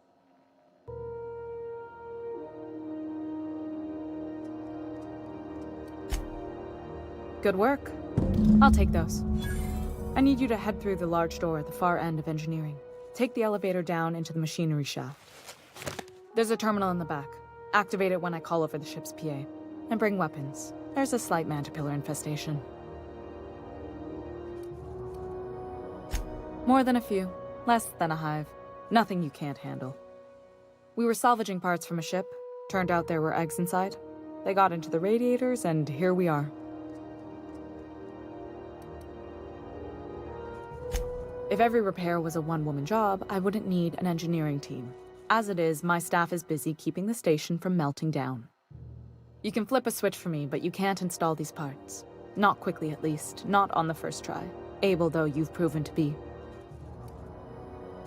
Don't worry, Miss Junlei. We'll be super gentle with the ship. You don't got a thing to worry about. I mean, aside from fires and such. I'm genuinely heartened to hear that. Thank you.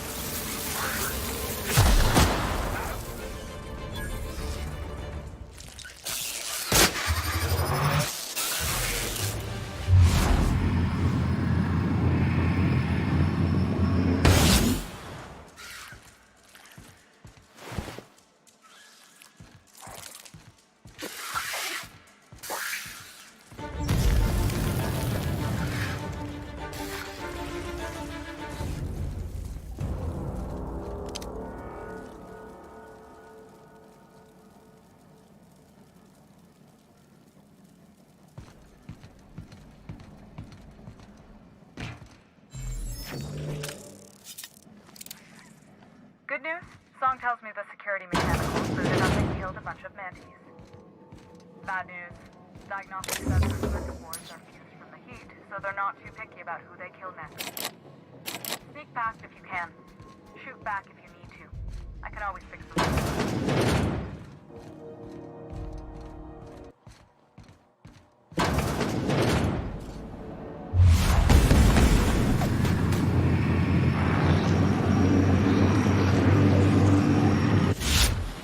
Preparing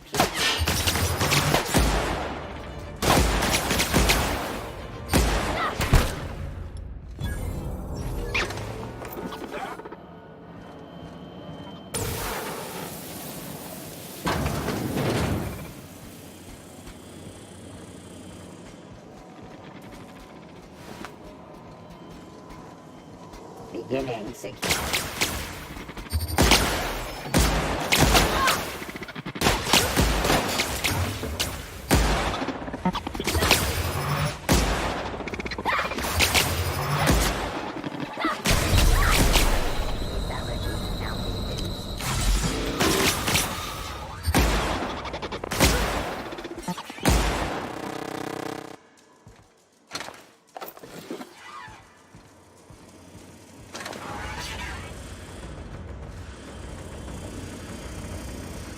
On it.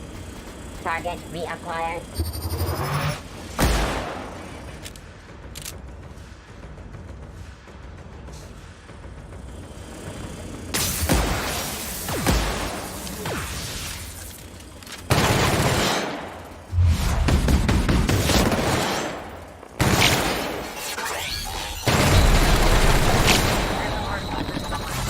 Go ahead and cycle the droplet.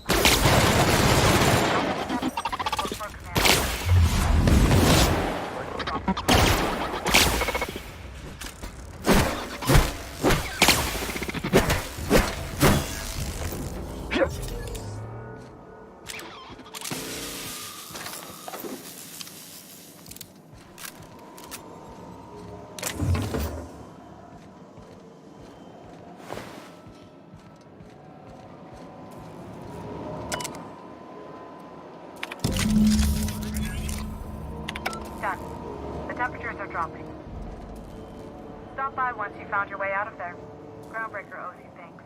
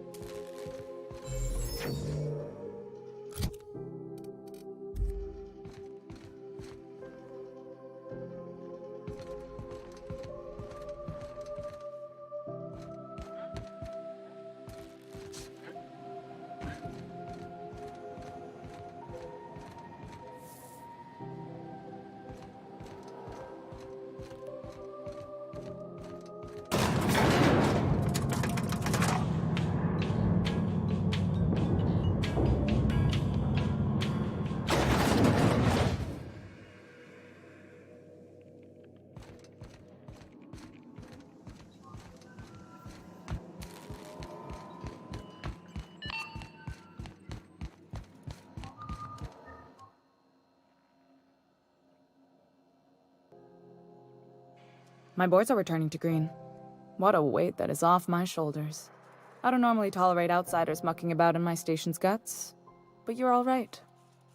The temperature should be dropping as we speak. I'll see to it the crew knows who kept us all from boiling alive. If you've got time, I believe Edna has a comms issue that could use your attention. I've also authorized Doc and Furu to sell you our premium meds.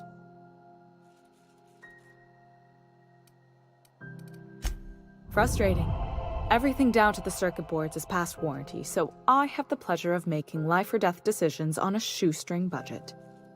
Plus, there's no time to train my successor or document fixes in a way that anyone outside the family would understand.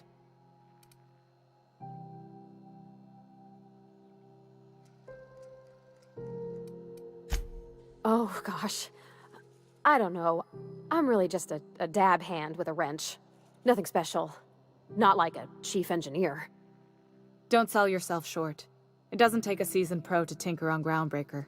Just someone who knows how a ship ought to feel. We're always thirsting for help. If you could find your way around this labyrinth of ducts and panels, we could work something out.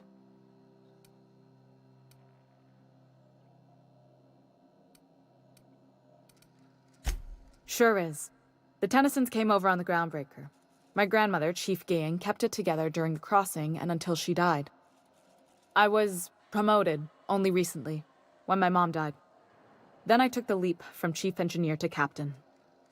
They must have been amazing people to have taught you all you know, I mean, which is a lot. That means a lot coming from a fellow engineer.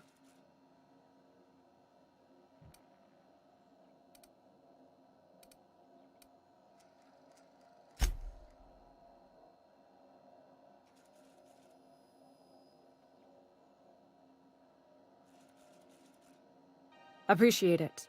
There wasn't much that took me by surprise about the job, but the little things you never expect or think about, they add up over time. Maybe you can see why I'm protective of Groundbreaker.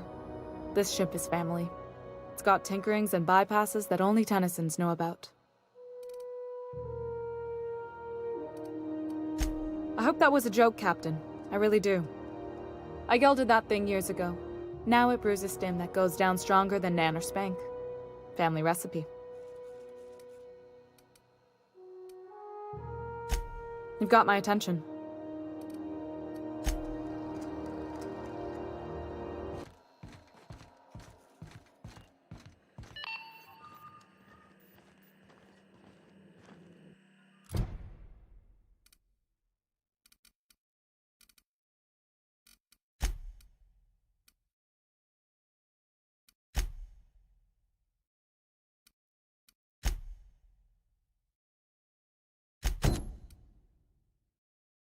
Hey, you the one who fixed those radiators? We interrupt your regularly scheduled advertisement for the following story. Whenever you're free, let's have a chat.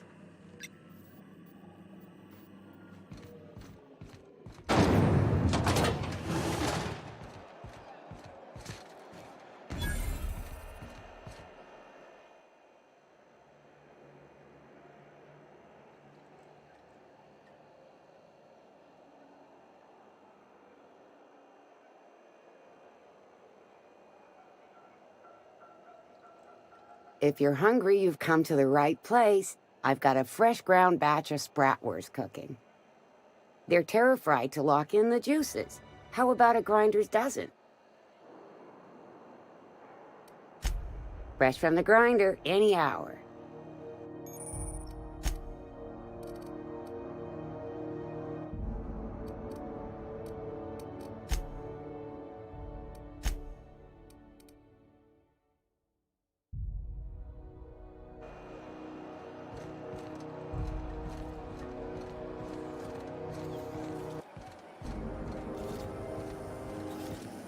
CNP Force Pockets can be microwaved in 2.5 seconds.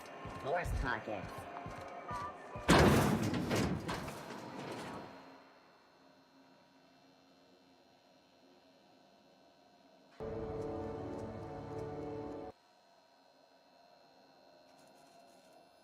Hello. Junlei called up from engineering. Said I should let you buy medical supplies from our stores.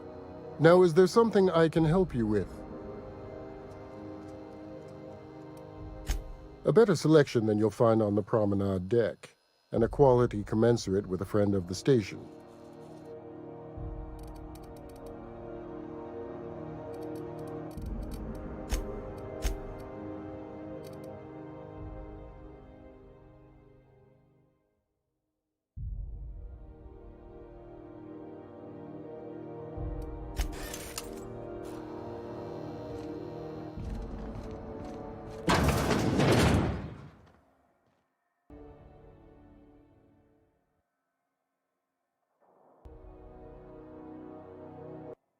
Can't say I've seen you before. I take it you're a freighter captain? If you're here to better yourself, you'll have to wait. We're having a spot of trouble with our delivery service.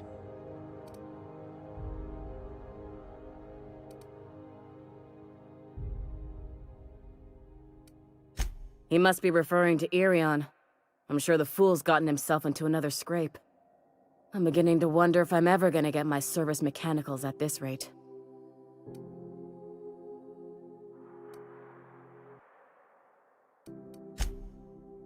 Surgery, mostly. Medical personnel are difficult to come by on Groundbreaker. The board won't let their doctors and nurses station here, and they own all the medical schools. If we can't hire their people, we can't hire anyone. Everyone on staff here on Groundbreaker was trained by me or Idris. We're good, don't get me wrong. But we've only 2 heads between us, and we don't know everything. I'd be grateful if you'd spare the time. We need his delivery soon as yesterday. Last he told me, he was taking a shortcut by Scylla, an asteroid in the Charybdis cluster. That's where I'd start, were I the adventuring type.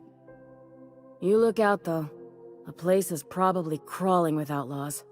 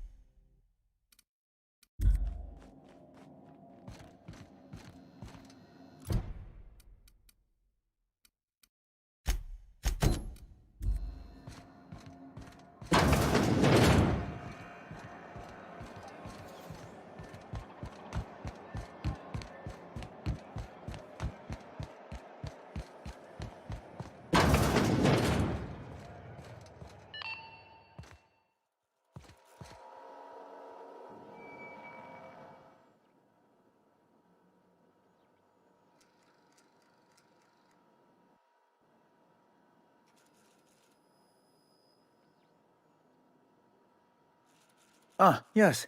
Wheeler messaged me you were coming. He must be the captain of the Unreliable, a vessel that used to be helmed by one Alex Hawthorne. And you are not he. Has something happened to my favorite scruffy freelancer?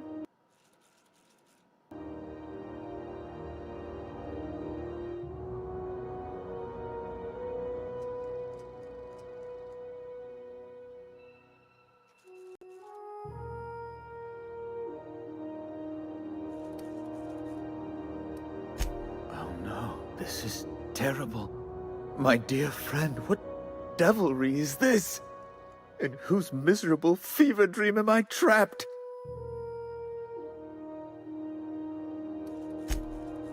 Oh, Alex. There were so many arguments we'd yet to have.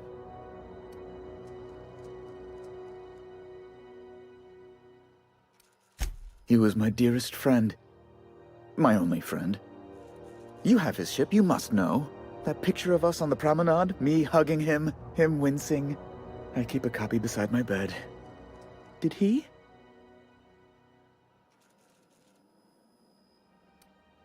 Ah, that's just like him. Such a sentimental man. Tell me, how did he die?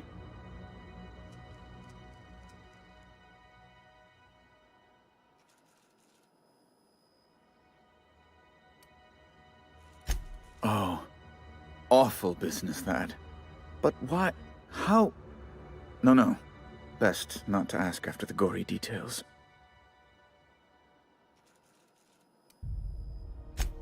Right. You're going important places, I'm sure.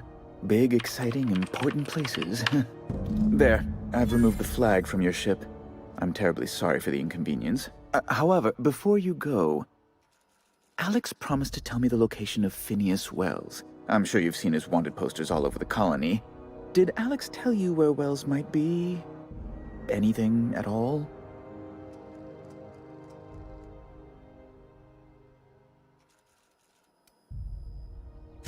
Well, Alex knew, or he said he did. And you have his ship. Maybe he kept some records around, or a conveniently placed note on his bedside table?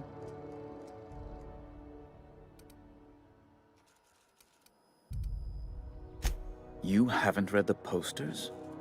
He's a terrorist, a thief, a madman. It's really in the colony's best interest that we stop him before he does further harm. That's... well, that's just terrible news. Law, what am I going to do now? The board will have my head. Oh, I'm sorry. This is terribly unprofessional of me. Is there anything else I might help you with?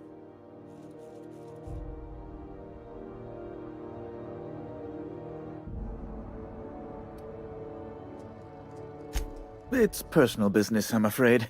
Miserably, terribly personal. Information on the whereabouts of Phineas Wells would go a long way.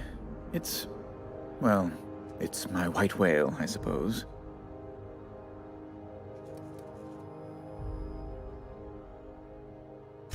It's fine. Really, it's perfectly fine. I understand. Now, if you've nothing else, please see yourself out. I'd like to drown myself in work. Be my guest.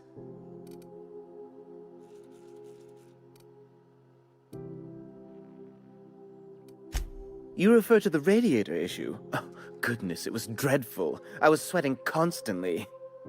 Chief Tennyson certainly did take her time resolving it.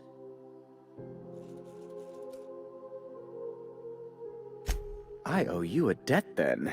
I was going through 3-4 shirts a day. Still, that Tennyson woman. Deplorable conduct. My superiors will be hearing about it. You can be certain of that. She did everything she could. It was your people's fault, not Junlei's. My, aren't you, excitable.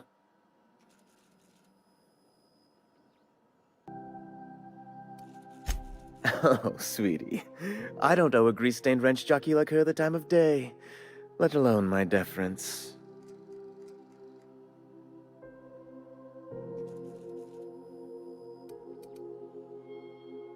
I'm sorry my temper got away from me. Please accept my sincerest apologies to you and your friend. Oh, I'm not used to folks saying sorry. It's not all right exactly, but I appreciate the apology, I guess. Well, now that that's dealt with, was there anything else you wanted to discuss?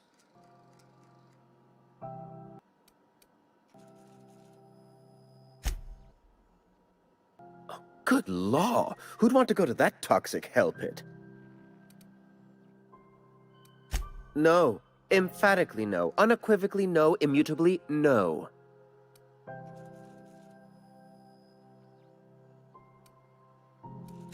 A luxury stateroom, reserved for Chairman Rockwell's use.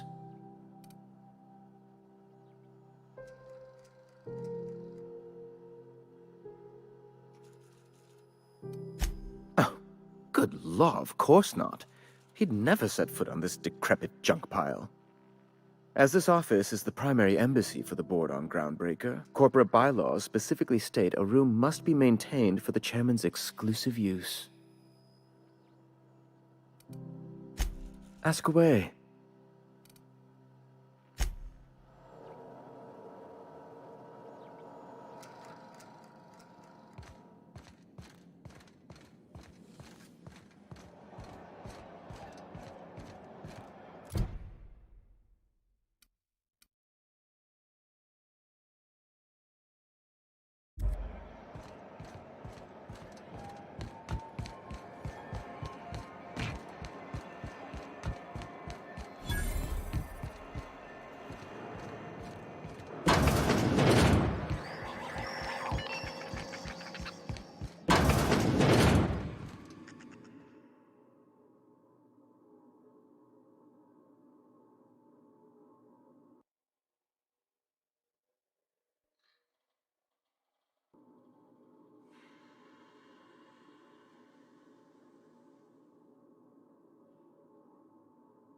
Bless my heart. A stranger come knocking on a poor old woman's door. You here for a particular reason? Or did the neighbors tell you how good my sugar cookies are? Made without a single natural ingredient, or an oven. Just like store-bought.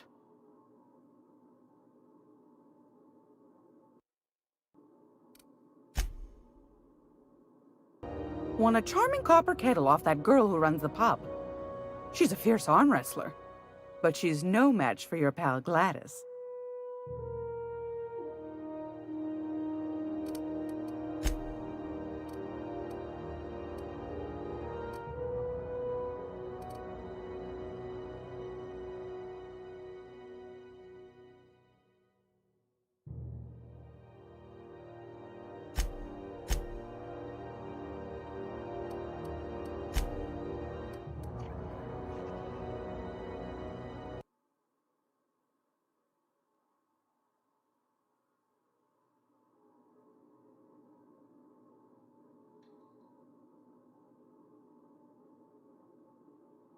If you're here for this week's magazine club meeting, you're a touch late.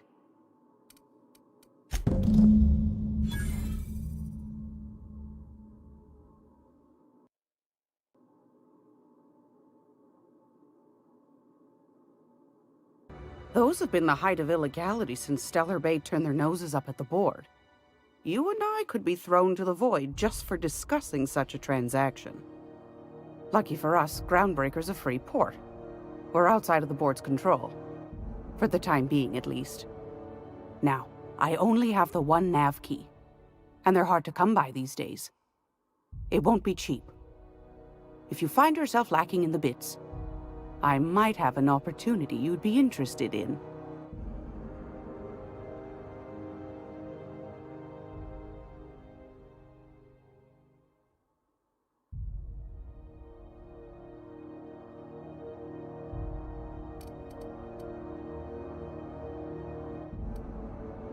Well, I find I'm in need of a ship captain with a little moral flexibility. Might be this could help out the Groundbreaker, as well as earn some bits. But if you've got qualms... Do you know Edna, over in engineering? Sweet as a pea, that one. On occasion, she'll pass along transmissions I might find interesting. She sent me a recording of a distress signal she'd scraped from the Groundbreaker's comm array.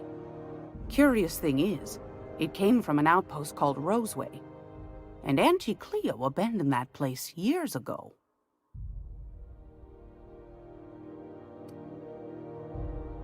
You've got an ear for intrigue and a nose for bits. I like that. Here's a copy of the SOS recording, complete with the coordinates. If you should find a secret worth selling, might be I could find a buyer. Corporate bigwigs will pay top bit for inside information on their competitors. The more we got the corps fighting each other, the less time they got to meddle in our affairs.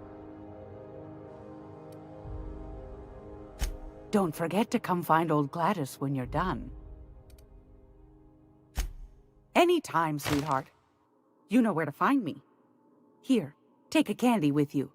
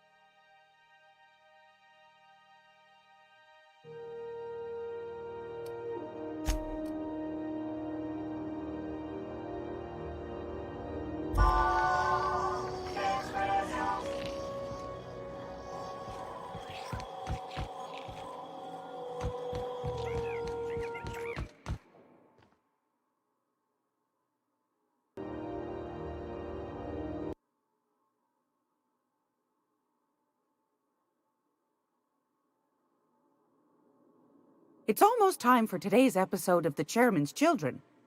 Care to listen with me?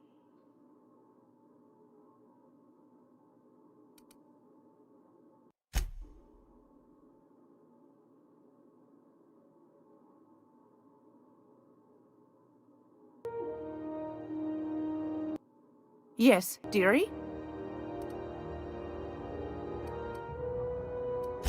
Anytime, sweetheart.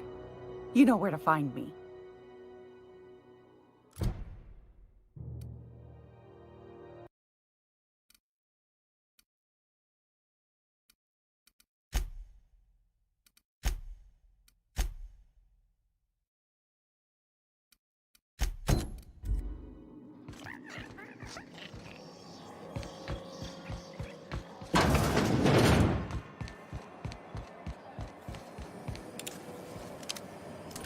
Rizzo's Knock You Out Bar. A CCN 76 milk chocolate bar with caramel and tea-free nuts in it. It's time for a KYO.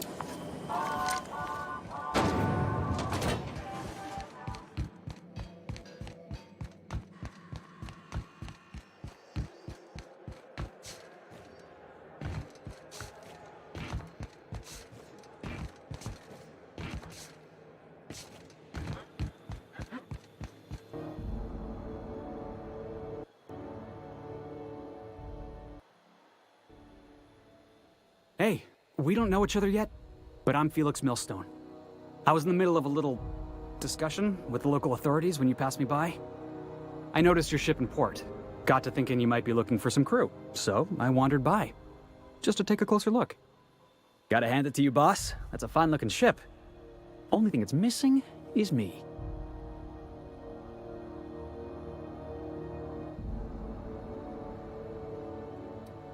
Yes, I absolutely am. Just give me a shot. That's all I'm asking. I could be the best damn crew you ever hired.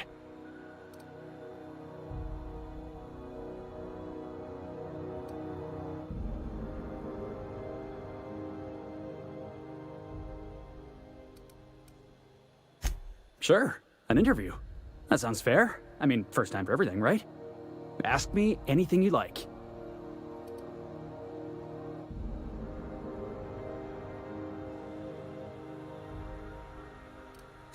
I had this foreman, right? Guy never liked me, always trying to get a rise out of me. But I keep my chin up, right? Be the bigger man, I tell myself. He's a Spacer's chosen man, though. So when the Chosen beat my Rangers the other night, my foreman comes swaggering up with his head full of boasting.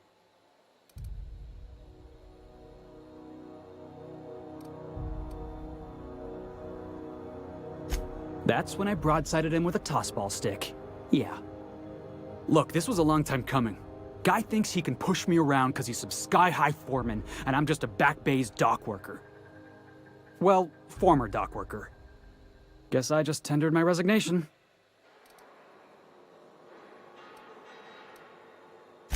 Are you kidding? I love a good fight. One time, I took an autoloader's head clean off its servos with one swing of a tossball stick. You can count on me in a scrap, boss. That's a promise.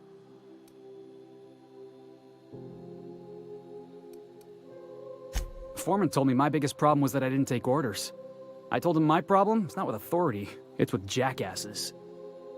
So yeah, I guess my biggest flaw is that I don't suffer idiots. Hope that's not a deal breaker.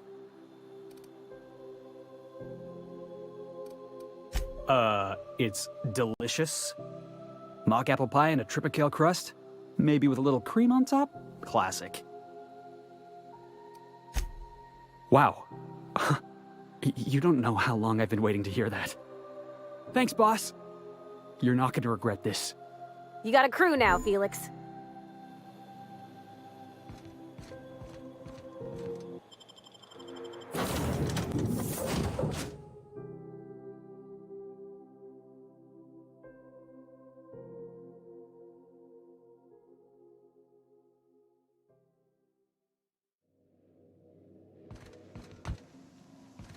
Ah, your face is a sight for sore ocular processors, Captain.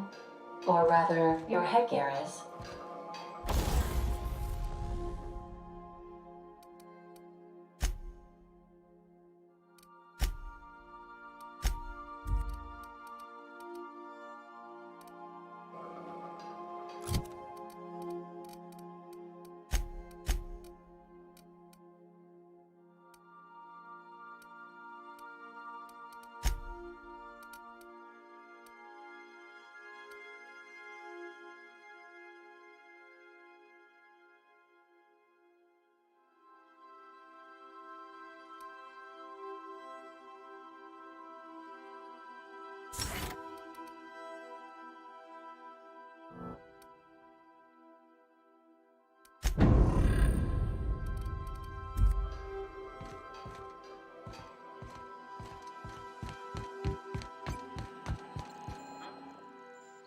Welcome back, Captain. How can I be of assistance?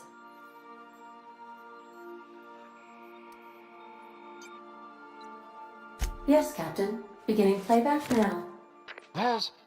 There's viscera and death. Everywhere. Gunfire, gnashing teeth. The unemployed. For law's sake, if anyone's receiving this, please send help. What? No! No, no, no! Captain, we are now capable of accessing the Roseway landing pad. Also, corporate protocol requires that all distress signals include a list of key personnel for retrieval. The embedded names are Anton Crane, Vaughn Cortez, and Orson Shaw.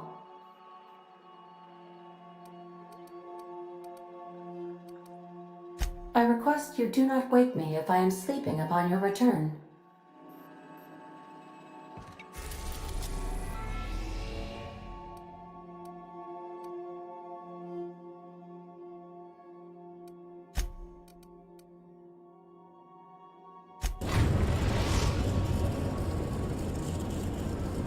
We're now in orbit above Roseway, Captain.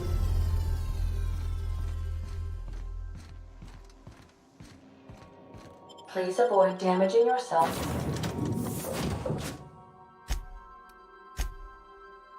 Or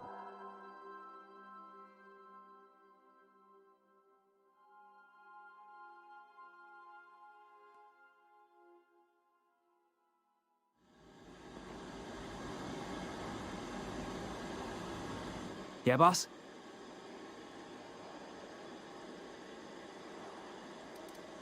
Didn't I tell you? I'm secretly the chairman's orphan child, abandoned at birth in the back bays.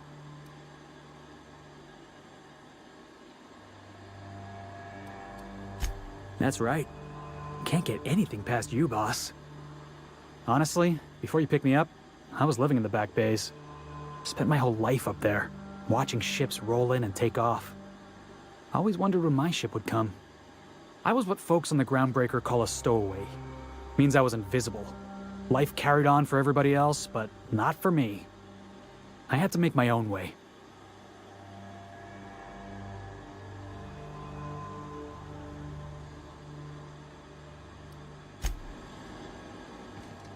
No guards, huh? I like this place already.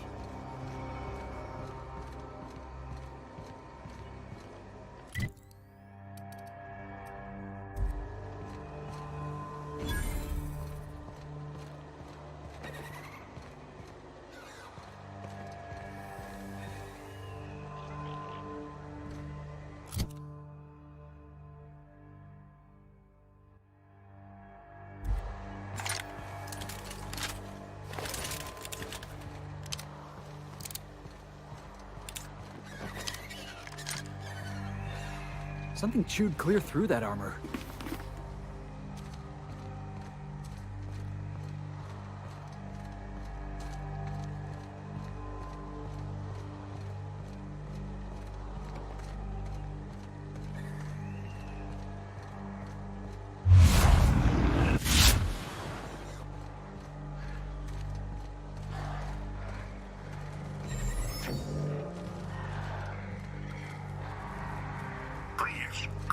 Clear the roadway.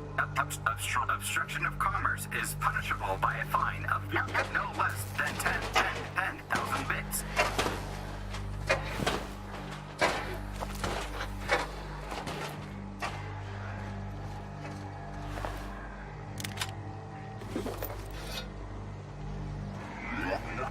Warning.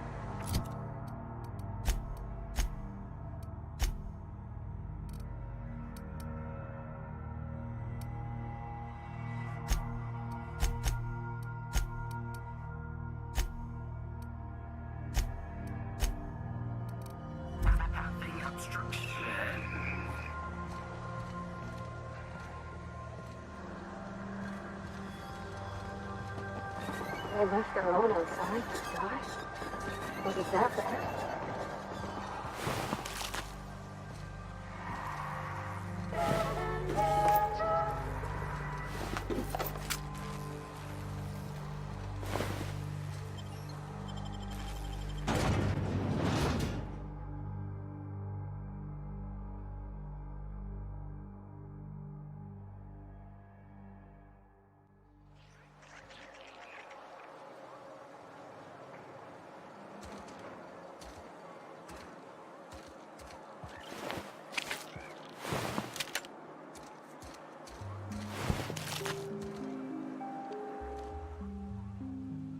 I done had enough of this shit.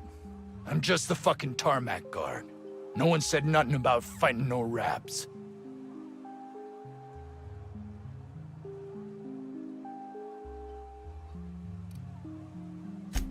Distress call? From here? Shit. They told me that weren't allowed. Got me. I just do what I'm told, and I was told not to do such. Scientist, name of Anton Crane. Someone said he's panicking inside the comm center.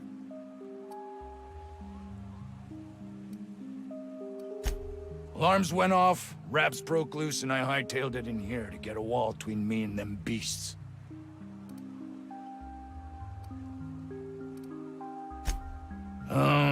Forget I said anything about that. Wish they tasted like Sissy Pig. Them's good eating. Some say chicken. I say the north end of a southbound woolly cow. Anything else you'd like to know? Oh, before I forget, Auntie Cleo's makes the best pharmaceuticals in Halcyon. Better than nature. Not like that crap Spacer's Choice pedals.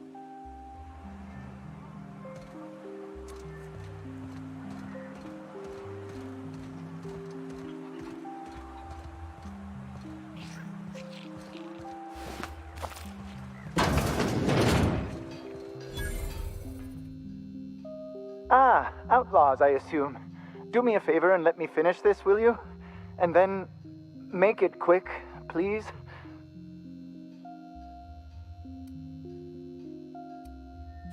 Aren't you with the brutes that attacked our lab? Aren't you here to pillage our supplies and leave our corpses to the Raptidons?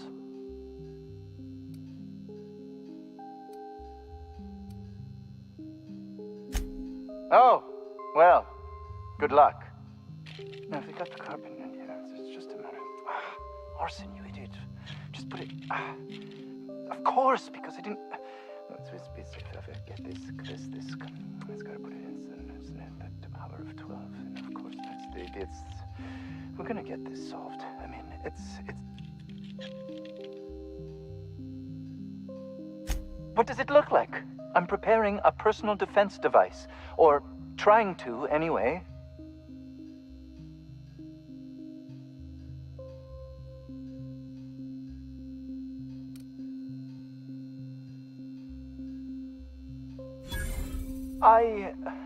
Why, yes. I suppose I could. Thanks. Certainly not. But Porter and his goons are busy with the outlaws, and Anton's busy holding his head in his hands. Seems as good a time as any to get a bit of work done. No. Well, yes. Well, no. Perhaps. I left schematics in our storage facility. As far as I know, the security commander hasn't found them yet. I admit I'd feel better were they returned to me. Out the south gate. Follow the road. It'll be on the left, past the old lab. I found an advanced pistol when we moved here, but it's broken. I need those schematics to modify it to output superheated air. It should quite easily burn through Raptidon hides. Say, you wouldn't happen to have a tube of thermal paste on you, would you? Blast. Well, good luck. I hope I see you back here in one piece.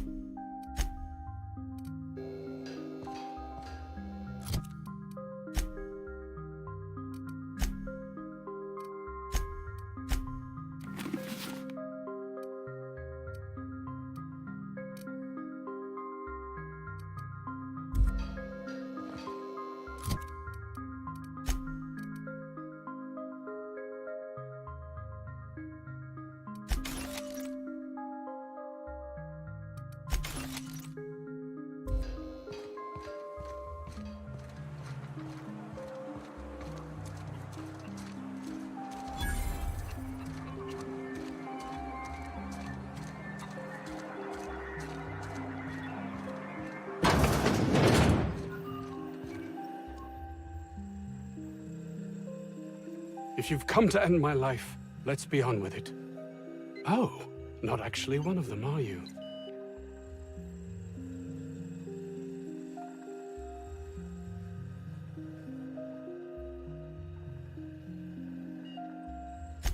What? I'm Anton Crane, the lead scientist here. I must apologize if my call diverted you. I may have panicked. Everything's under control now, though, truth be told.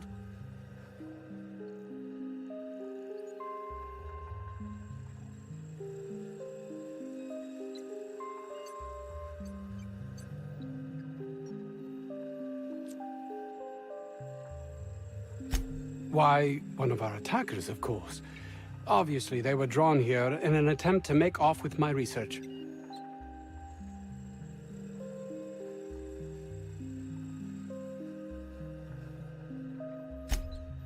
Yes, of course. Hours ago, a group of vicious malcontents fell upon us, shot up our labs and loosed our research subjects, the Raptidons. If those cretins get their hands on my research, well, they'll need not kill me.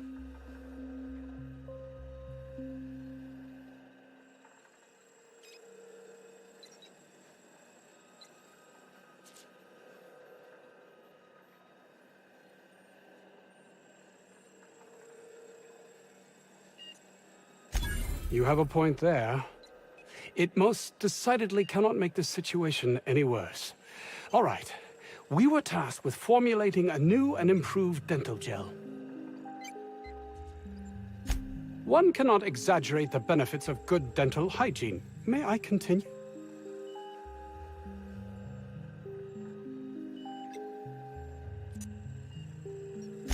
While doing research on enzymes specific to the Raptidon's digestive system, we developed an additive which we subsequently discovered to be the most effective appetite suppressant ever.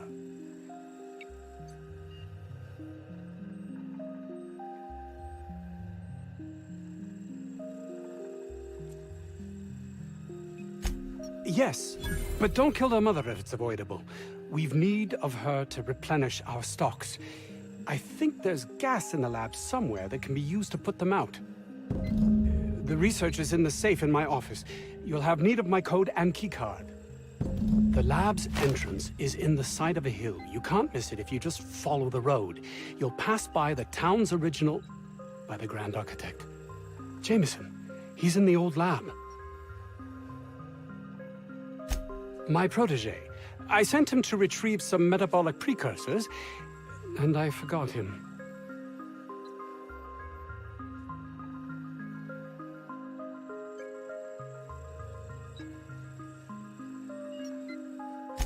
Don't you think it weighs on me? He was my responsibility. All of them are, regardless of their thinking on the matter. If he has died, too many have been lost. Too many black marks against my name, and far too much paperwork.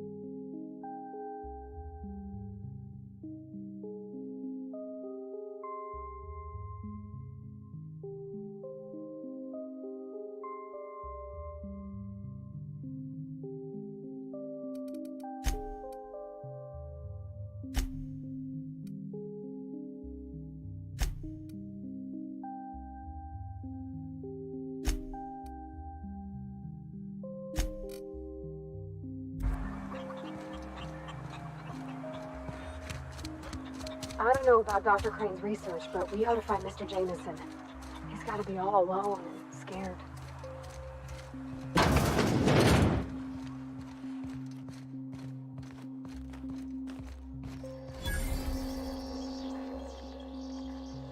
You picked a hell of a day to visit. I'm Vaughn. Von Cortez. Dr. Von Cortez. But just Von's fine, really.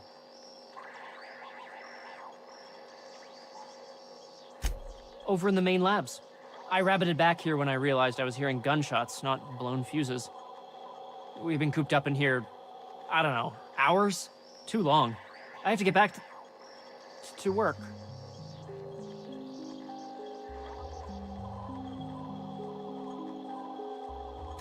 What? I mean, we're surrounded by hungry raptidons. Who wouldn't be? Am I right? Look, I don't want to go back out there, but there's a thing I gotta do. I had to leave an experiment running at the lab. Something I've been working on a long while. Something that could really get me ahead. Know what I mean?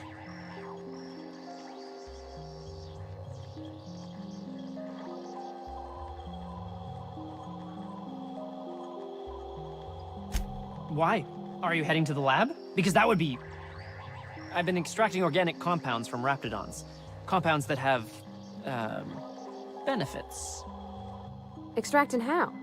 No, wait, maybe I don't want to know. In certain social situations. Personal situations. Where you might want to, enhance your charisma.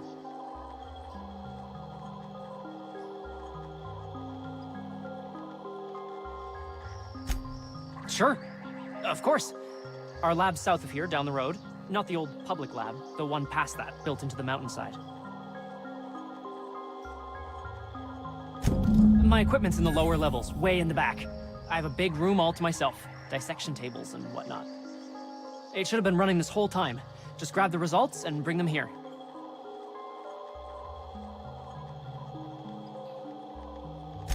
If you have a buyer. I got a contact who wants to haul the entire batch to Byzantium. Help me out, I'll cut you in for a share. I'll even pay you before I am, when you deliver to me.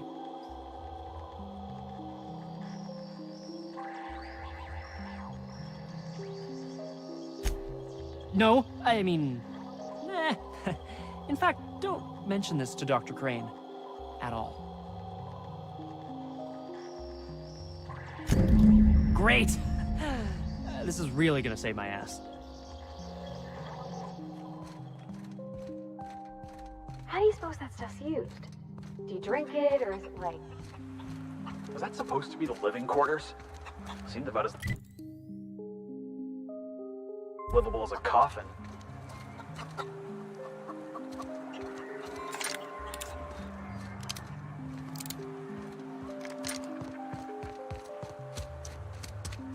The ventilation shaft.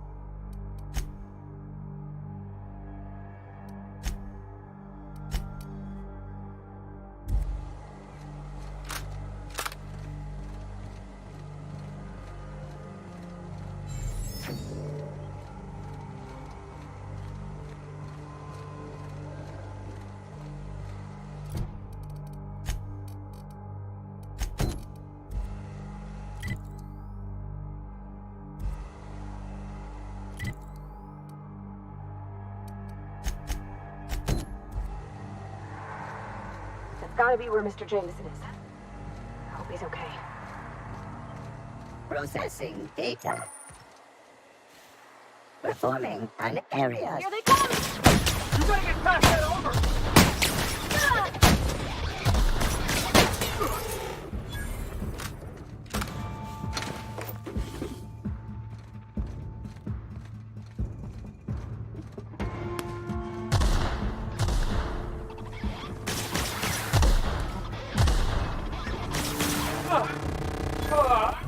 Everyone all right?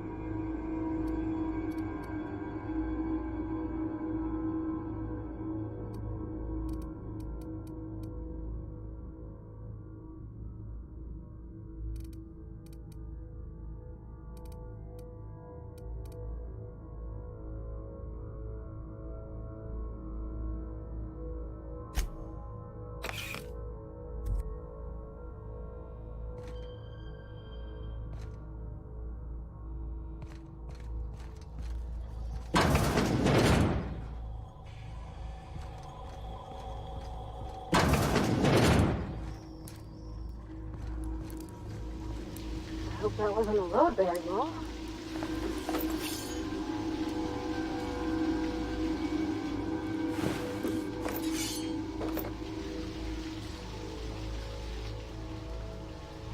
Oh! Here they come! They're rocking through!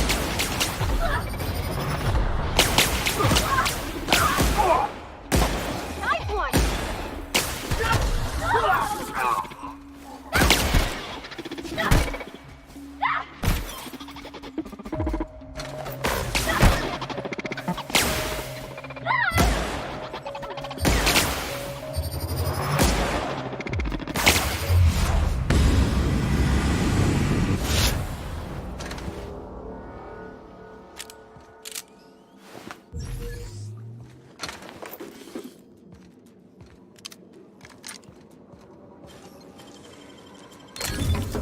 Nice.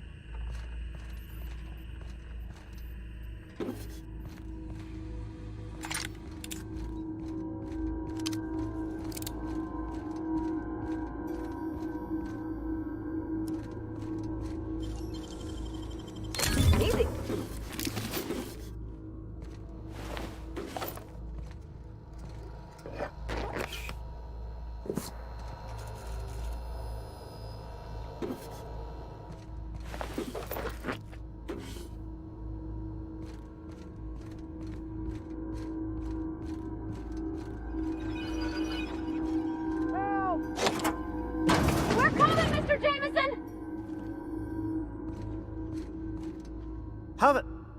Wait, I know you. You're responsible for the Emerald Vale fiasco. How the hell did you get in here?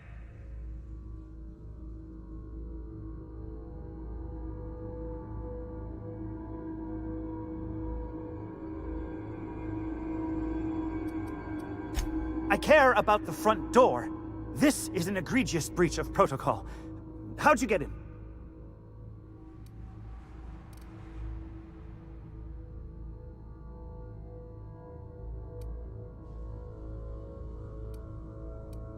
Ugh, can't use the centrifuge without supervision. Can't file reports without him double-checking their every word. Can't save myself from mortal peril. It's like he thinks I'm a child. His hands-on management style is coming to a point of contention, I tell you.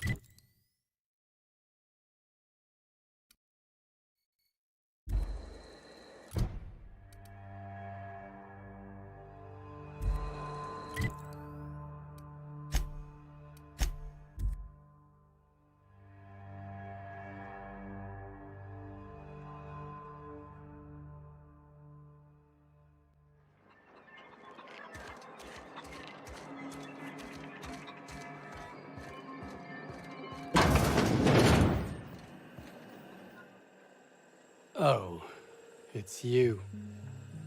As if my thoughts weren't dark enough already. What is it?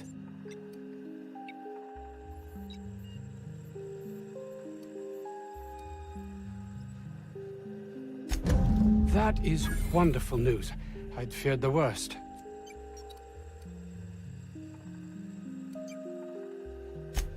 Not in this colony, there isn't. But success here will get me to Byzantium. I'll have recognition, money, proper facilities. It's the only place to lead a life of meaning in the system.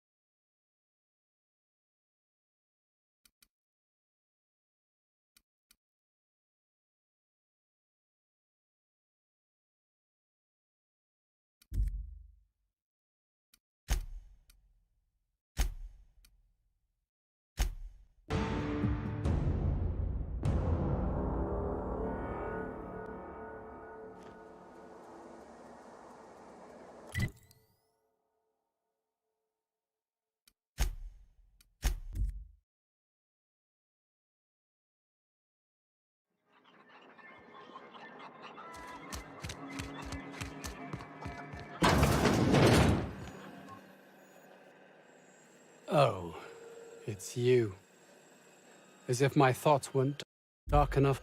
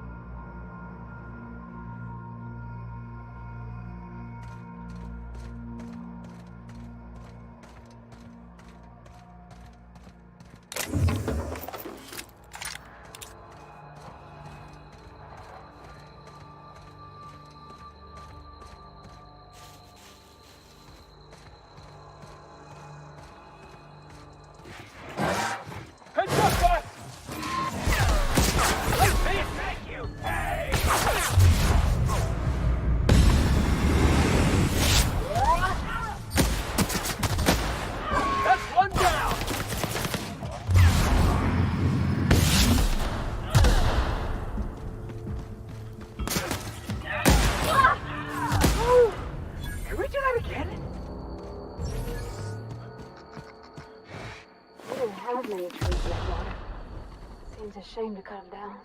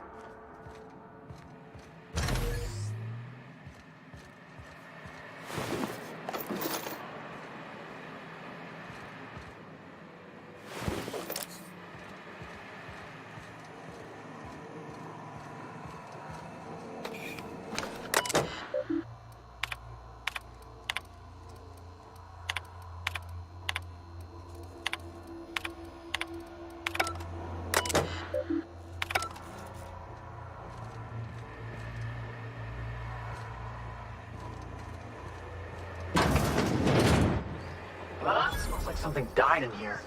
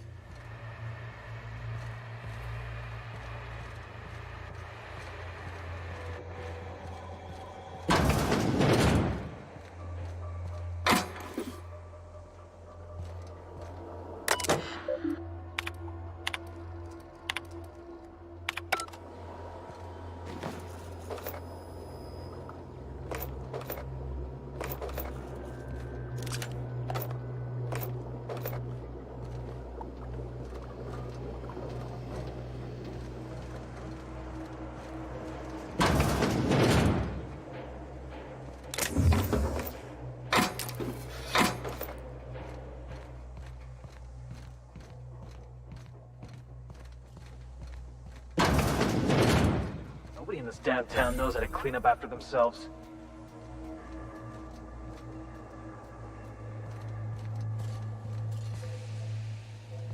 System alert. Beginning security. Incoming!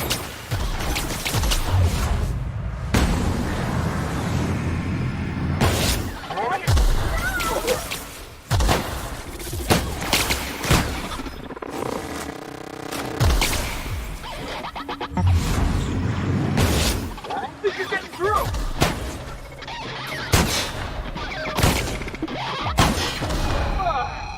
That's the last of them!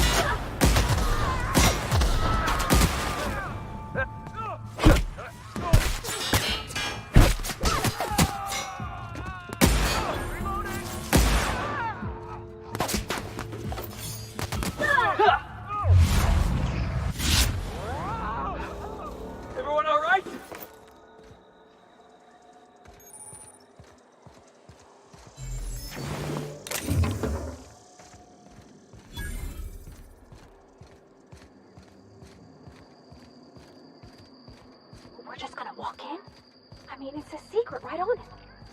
Look at this place. Like some kind of tomb.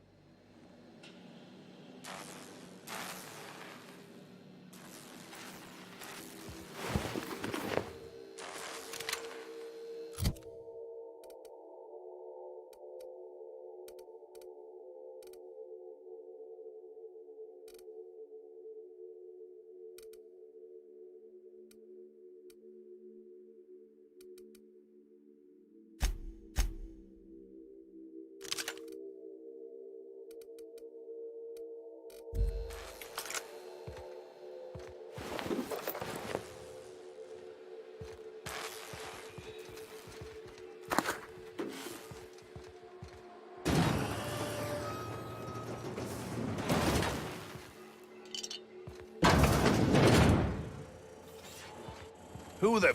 You. Yeah, you. Get over here. You care to explain what you're doing here? Did you miss the big sign outside?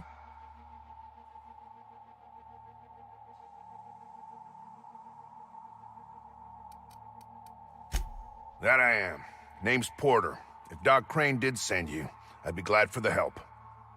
Bad news is, we haven't been able to clean these outlaws out of the lab. Good news is, they haven't been able to escape, neither.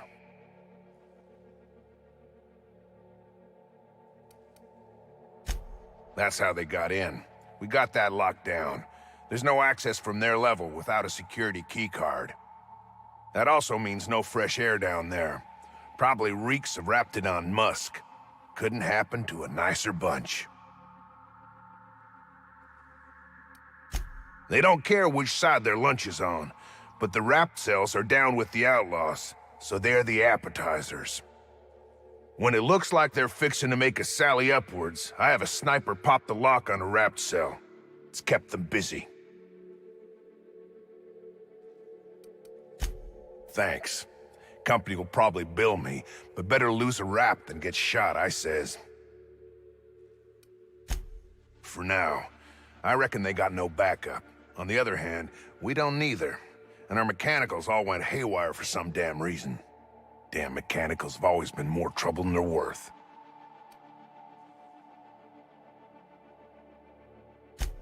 Pretty damn sure. The shafts are sealed with 4-centimeter hatches. They're not getting back out that way without a security keycard. They'd need to take mine. Or make a new one in my office, I guess.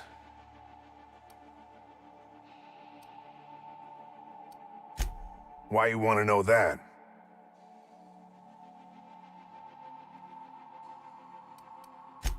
One level down across from the cafeteria, but I locked it up, and I got the only key card. To get in, they'd have to blow it. We'd hear.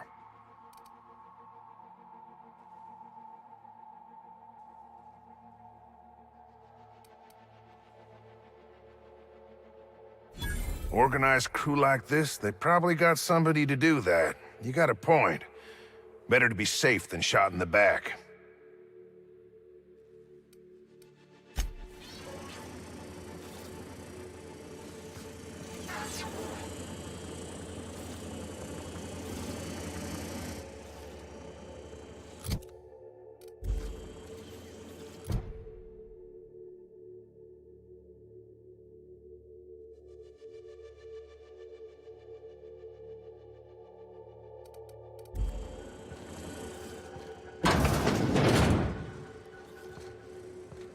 Unexpected noise.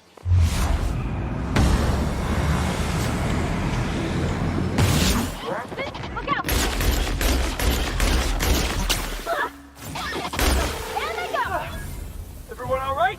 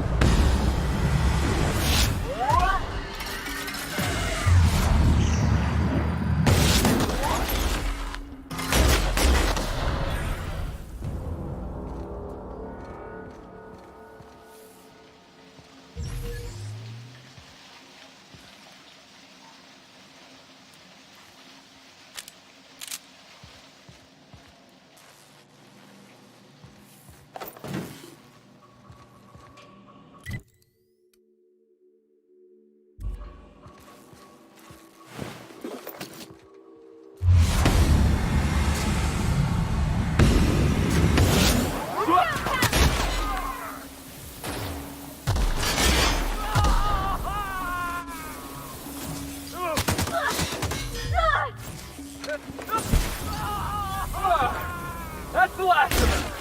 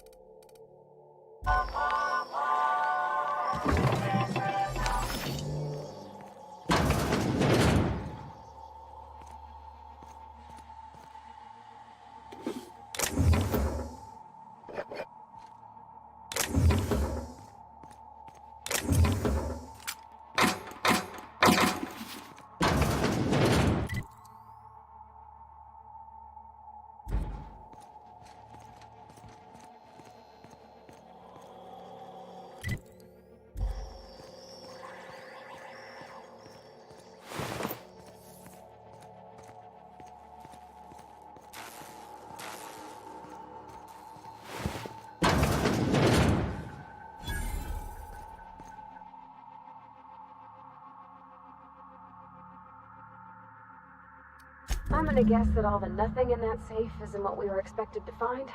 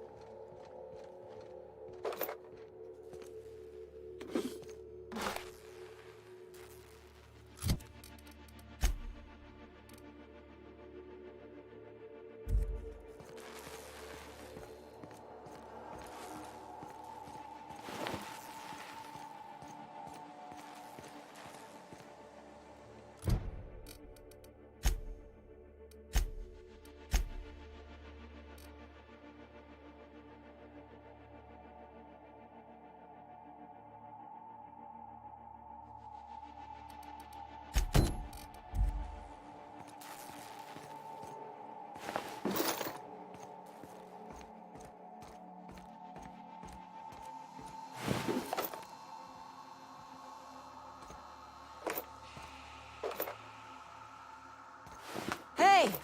You! Over here! Oh, good. You're not shooting at me. That's a start. It's been a bit of a day, so I'll get to the point. Yes, I have Crane's research. No, I'm not giving it back. Sorry to disappoint you.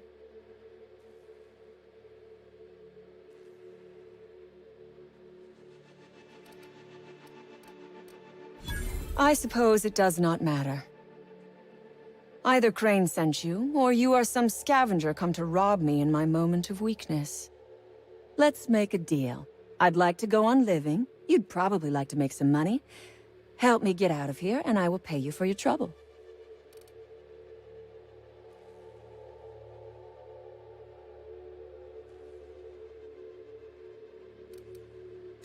The first thing I need is a key card to unlock my door. Then I'd need you to clear me a path out of here. There are 2 ways out. The quickest is through the front door, but Cleo Security's bottled up in there. If you don't want to shoot them, I suppose you could talk to them. The other way out is through the loading bay, but you'd have to clear out the wraps for me. Then I could just slip out the back, sight unseen.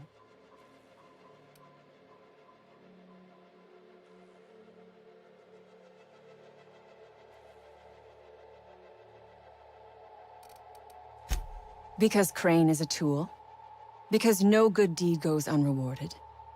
Because doing me a good turn is the honorable and decent thing. Take your pick.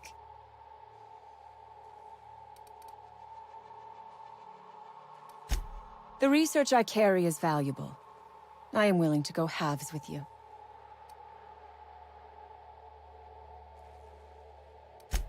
And I will gladly negotiate with you.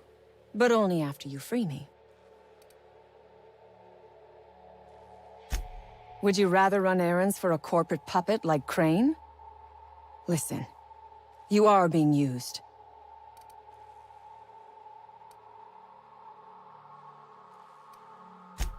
Because Auntie Cleo Incorporated have their hands so far up his ass, they can move his mouth.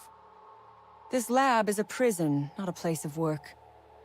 Those men were not scientists. They were indentured laborers. We liberated them. They should be thanking us.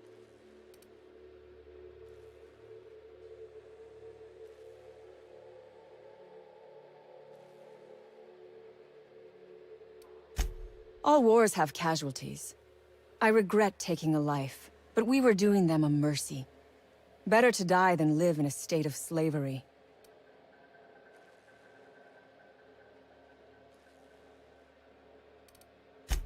We are all of us trapped. You, me, the scientists. This is not a colony. It is a slave camp. Yes, we raided the lab, shot some guards, killed a few scientists in the crossfire, but it was all for a higher cause.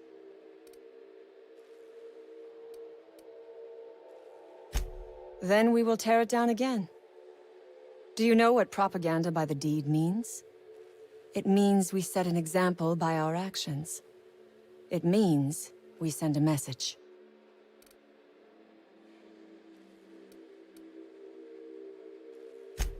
Think it over. I'm not going anywhere. Which is, I suppose, rather the point.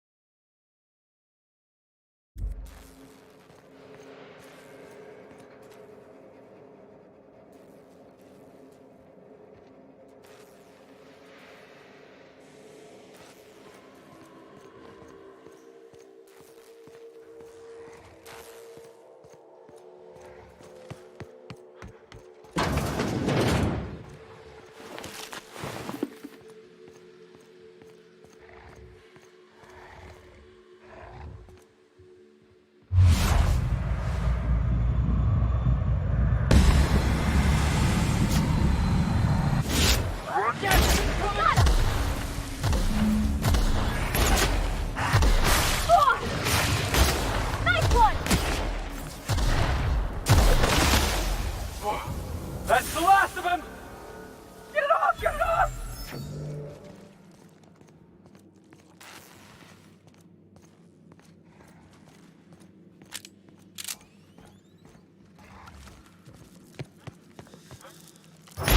All right, here we go!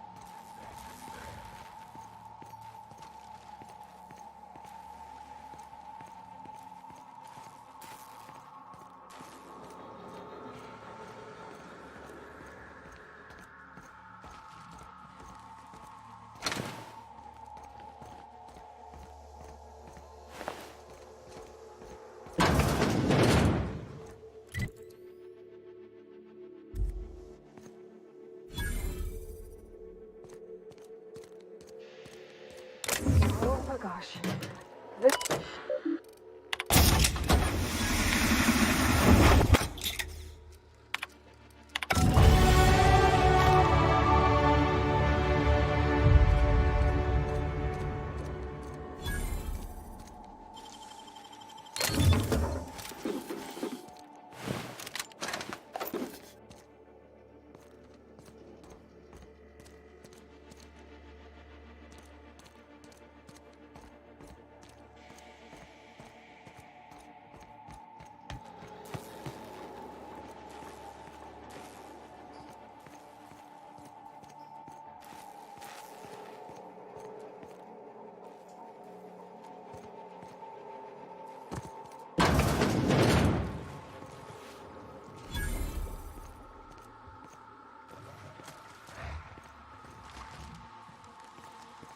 Oh, look at how big she is.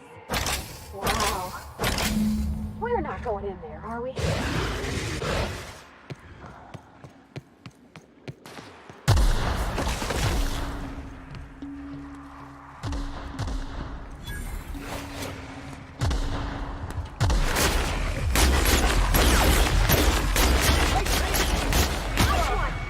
That's the last of him!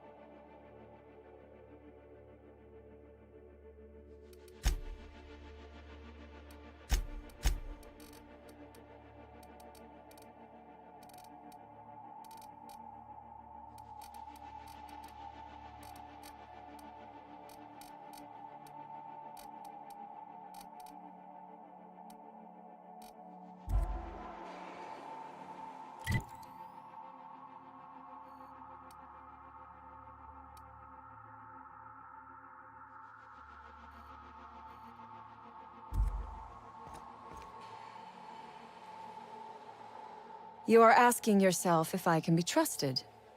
I do not blame you. I am asking myself the same question about you. Outstanding. I knew you would come around.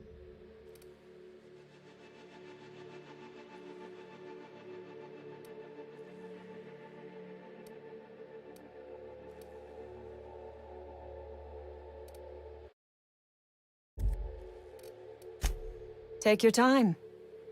I am, to my chagrin, not going anywhere.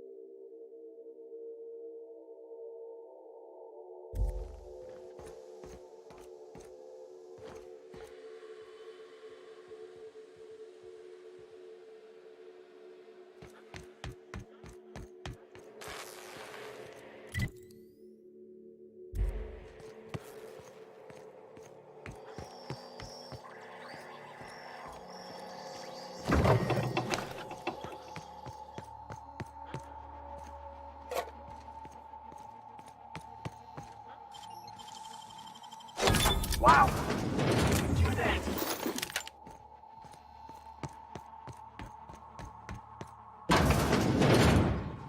Those innocent guns. Slaughtered.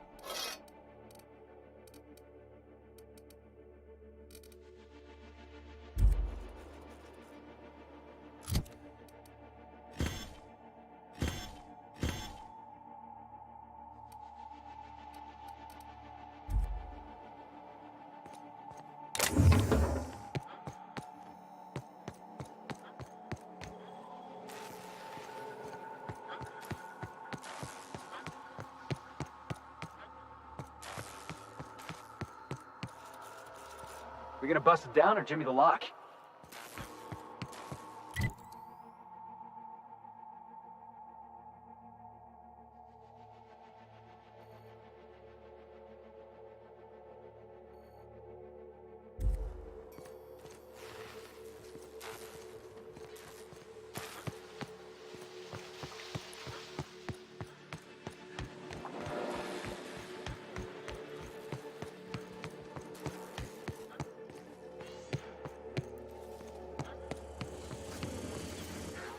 So, you got a plan to pry these assholes out of my lab?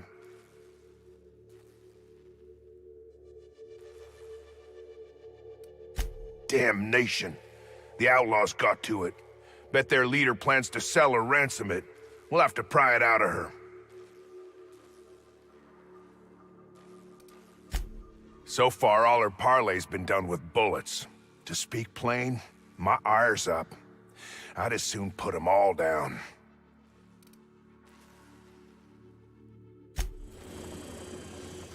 So, you got a plan to pry these assholes out of my lab?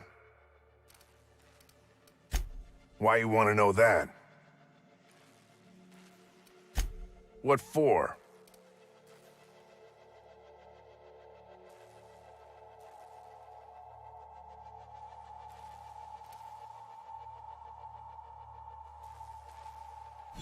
Fair point. Here's a keycard to my office. Head left from here and downstairs. It's across from the cafeteria. I got a machine that makes pass cards for us. Just don't knock over any paperwork in there. I got a system.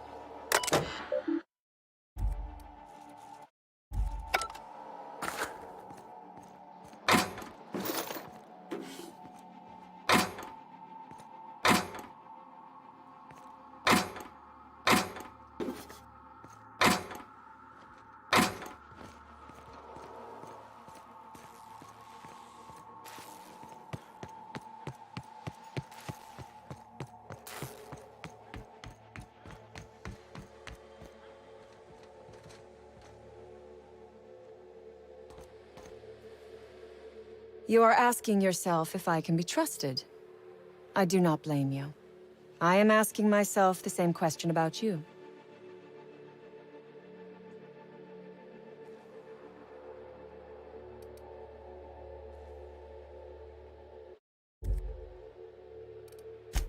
Outstanding. I knew you would come around.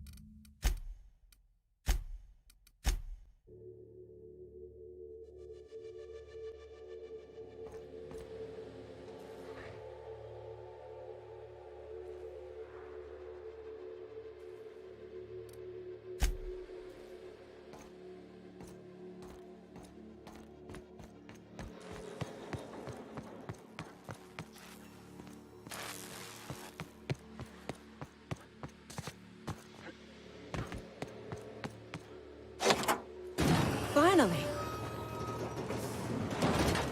I've never been so pleased at the sight of an open door. Having second thoughts about helping me? Not that I'm complaining.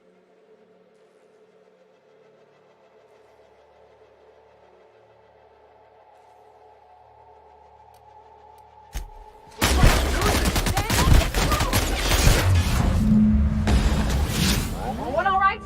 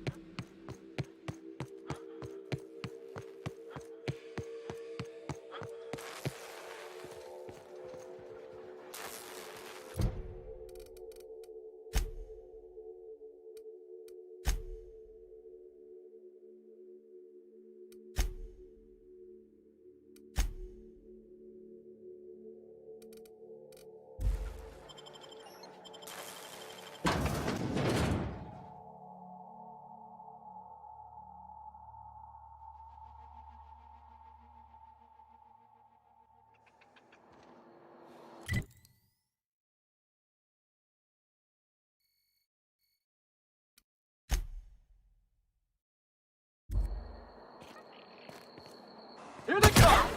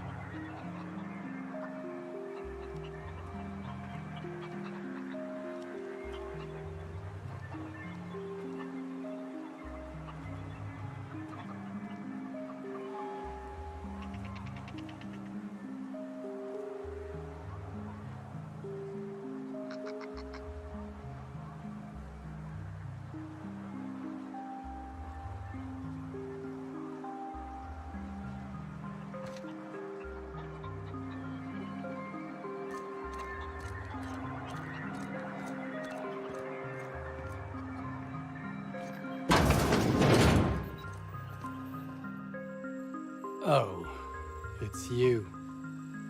As if my thoughts weren't dark enough already. What is it?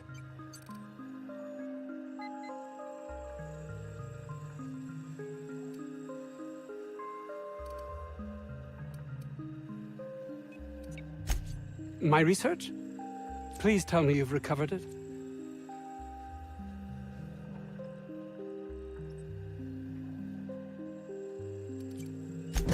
You can't possibly understand the magnitude of this decision. Auntie Cleo will have my head! Leave me be. There's nothing left to be done here.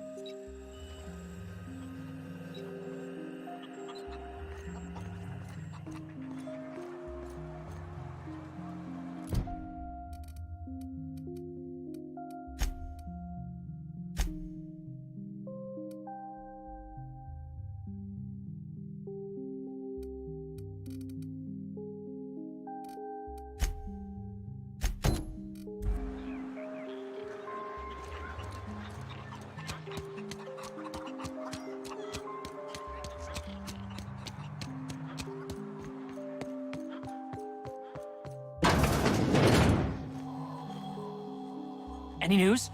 On that thing we spoke about? You know, that thing?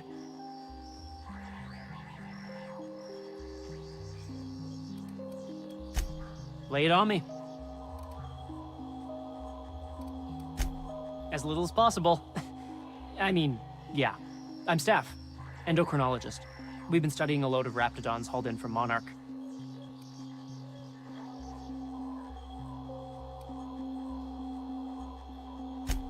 It was like that when we got here. I heard it had been shut down for years. But the toilet's flush and the roof doesn't leak. Much. Ask Dr. Crane. All I know is my bit, analyzing the raptidon equivalent of hormones. Mostly they're leptin analogs. Raptidons have 4 different varieties. Concentrations vary based on the season.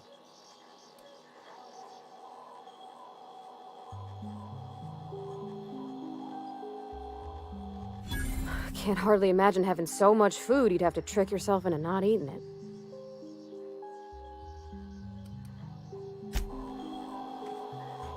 Any news?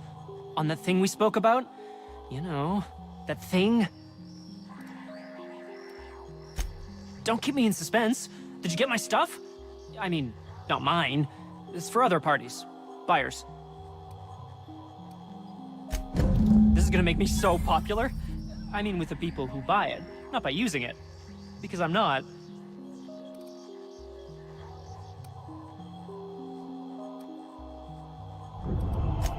Take this. You earned it. If you run into me again after all this is over, maybe I'll have more. Pleasure doing business with you.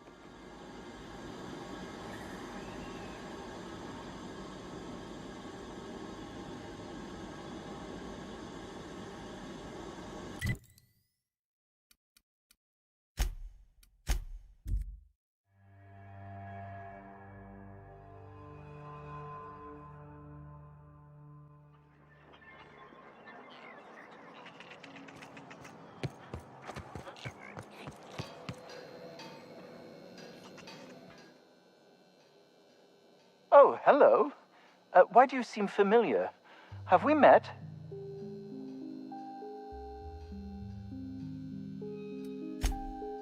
Ah, yes. Very good. And have you done that?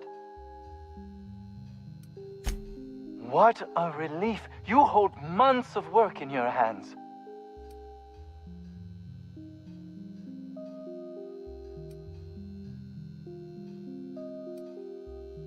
Now, I'll just attach this here, bit of glue, a little elbow grease. Voila! I can finally call this little side project complete. Thank the law. Oh, I can't be caught with this. You take it. If R&D buys the schematics from me, perhaps I'll get you the first model, hot off the presses. I'll, call you? Yes, I'll call you.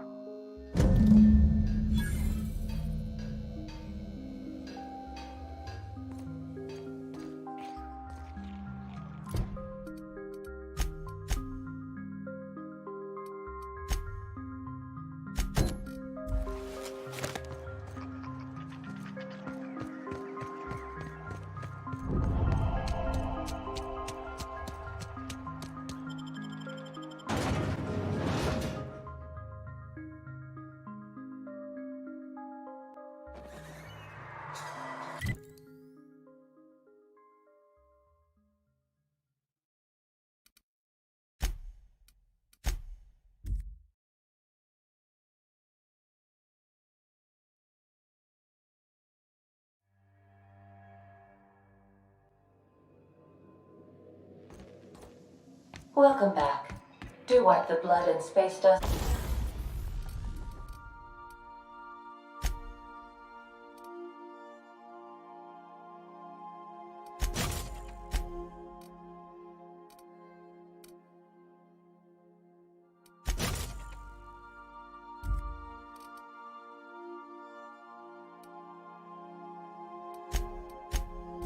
From your feet in the entry.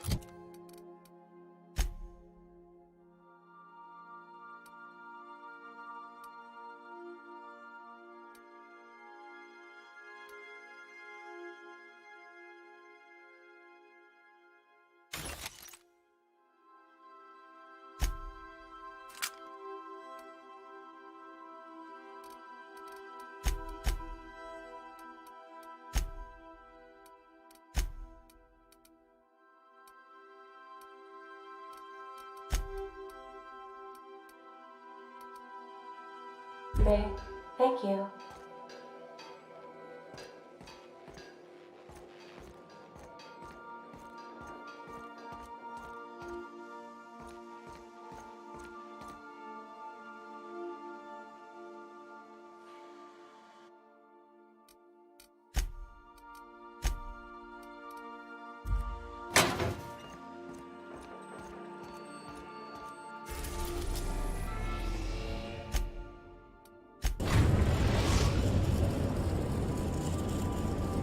Destination reached. The Groundbreaker.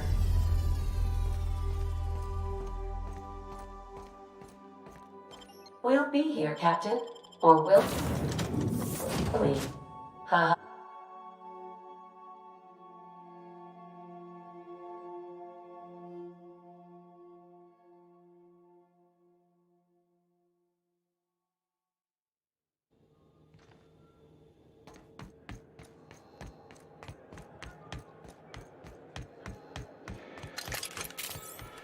Hey, be careful.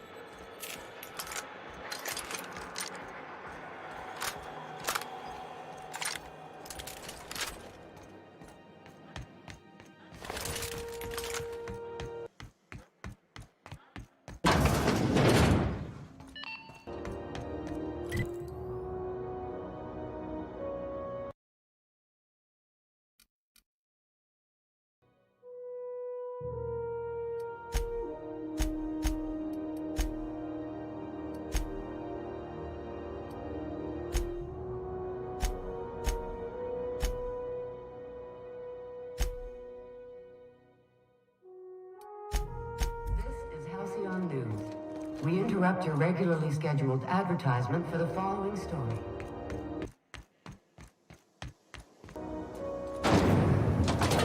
own Purpleberry Punch. You want a punch? We got your punch right here.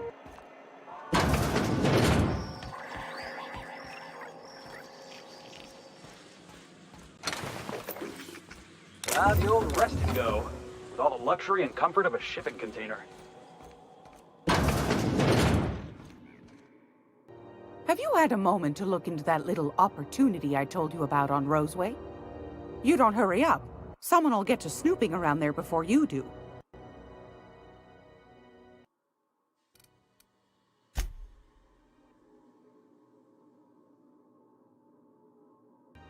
What's that?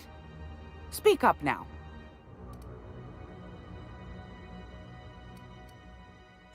What'd you turn up?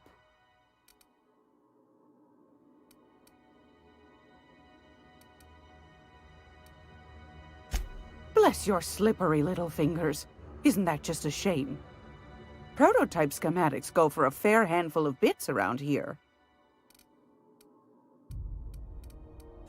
These corporations, I tell you. Once they get an idea into their big dense heads, there's no getting it out again. Can't imagine how I'll offload this. But waste not, want not, I suppose. A shame you didn't visit old Gladys first. That would have fetched a good price. I may have thrown in a batch of my famous sugar cookies just to sweeten the deal. If Auntie Cleo's exporting wraps from Monarch, golly me, someone's going to be in the soup when they get caught.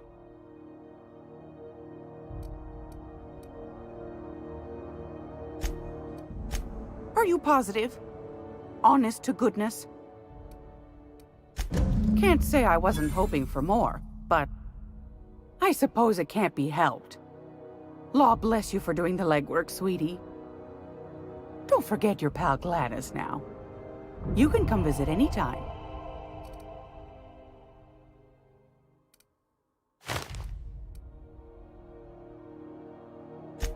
Anytime, sweetheart. You know where to find me.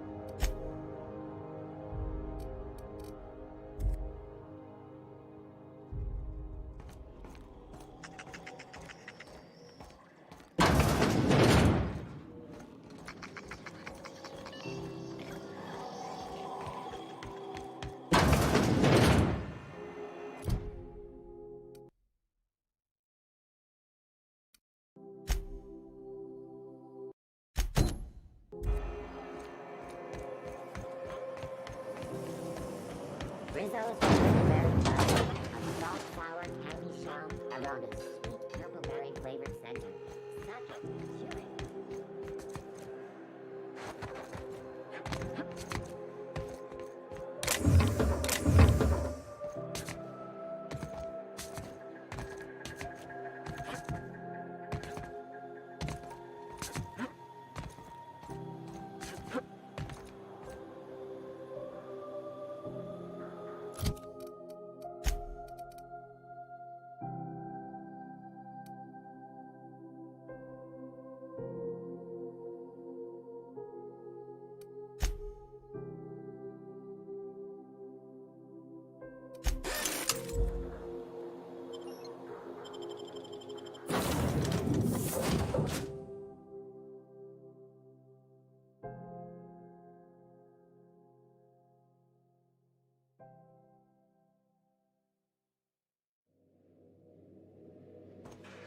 I believe I hear Felix and Parvati discussing the latest Aetherwave serial.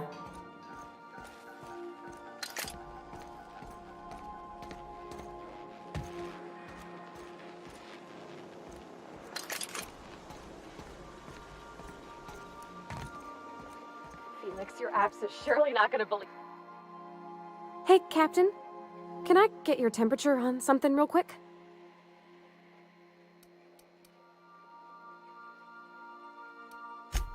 So, Junlei and I have been talking some. Through messages. I got him here on my datapad, and well, she sent me a poem. One she wrote her own self, I'm pretty sure. I don't know if I should read into it. Because poems are all symbolic and such, right? It's not so good. But real sweet.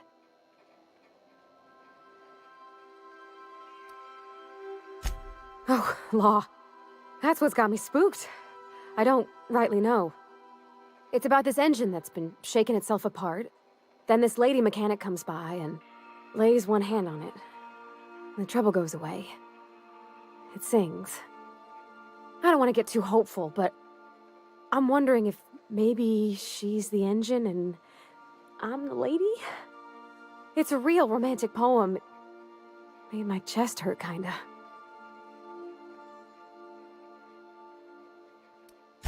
I don't know where it's leading yet, or if I'm misinterpreting. I'm not much interested in physical stuff. Never have been. Leastways, not like other folks seem to be. It's not that I can't, I just don't care for it. It's been a problem in the past.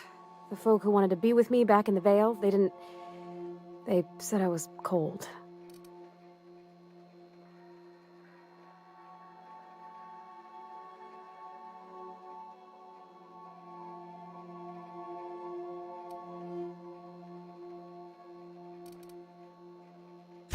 Thanks, Captain.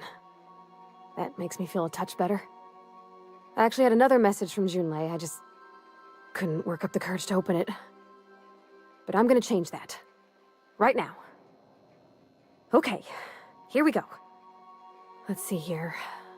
Talking about old friends, got to thinking... Isabel? Who's Isabel?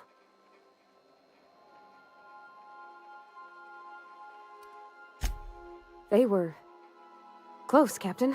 Like, more than friends close.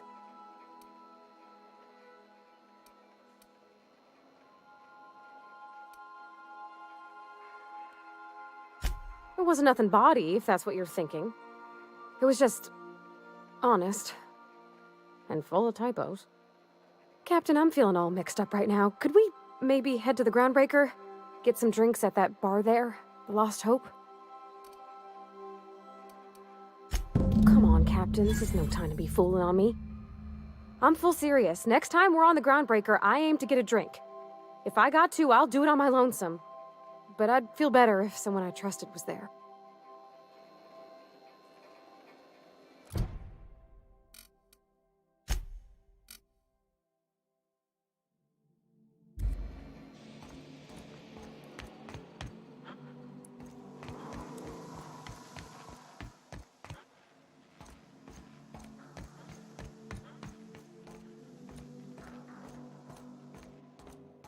I'll lock up behind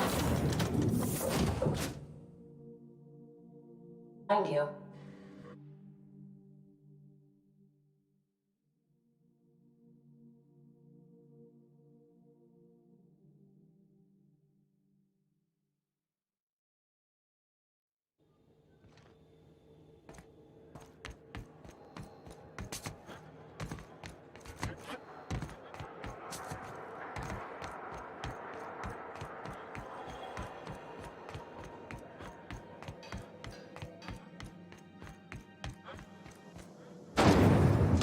Rizzo's Lemon Slap. Slap your whole family tonight.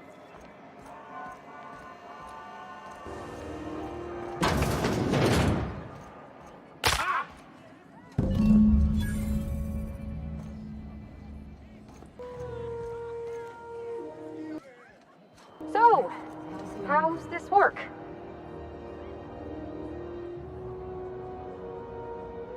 Okay, so what are we drinking? You're the expert? Oh, and don't worry on the price. I got this. Let's just do it proper.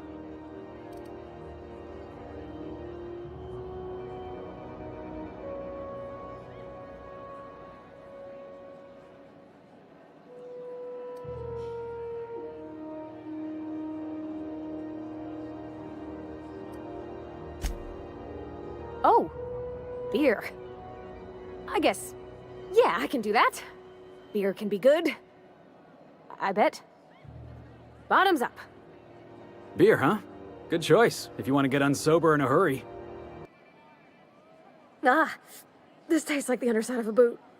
People drink that for fun? Oh, Captain. I'm pining for Junlei something fierce. What am I doing?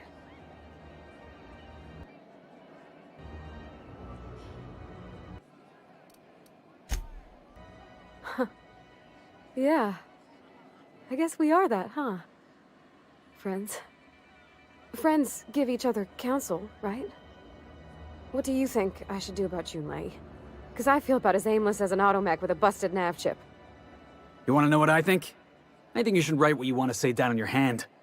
Always worked for me.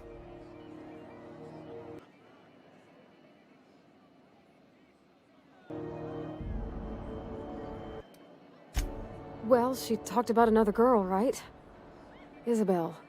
Mentioned her by name and everything, like she wanted me to know.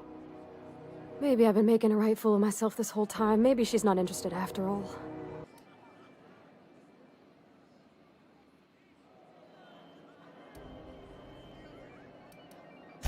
It was real long and rambly. She was telling me a story about her dad, how a lady named Isabel did all sorts of things to try to win his favor.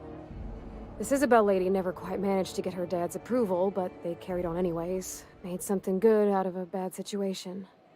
Then it all went down the tubes. Do you think Junlei still has feelings for her?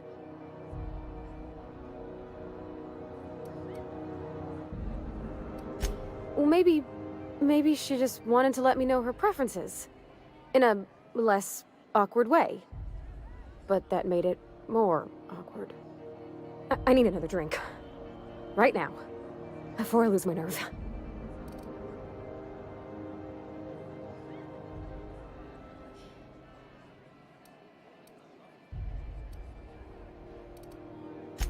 Law, no. That beer tasted like how Dad's old socks smelled. Maybe something sweet and mild, like wine. Gosh, that smells pretty almost. Like flowers gone a little off. Down it goes. Hey, that's not so bad. Kind of almost nice, maybe. Oh, Captain, I want to talk to Junlei all the time. Even about silly things, but I'm so scared.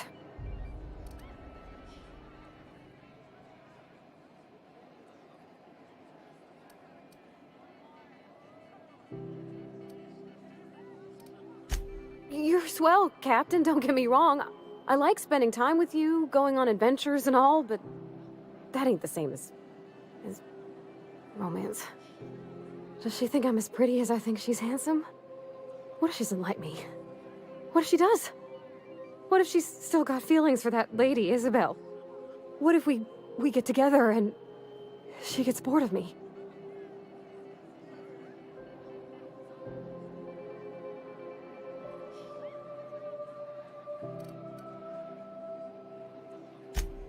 There's nothing easy about spilling your guts to the person who's got your heart in their hands.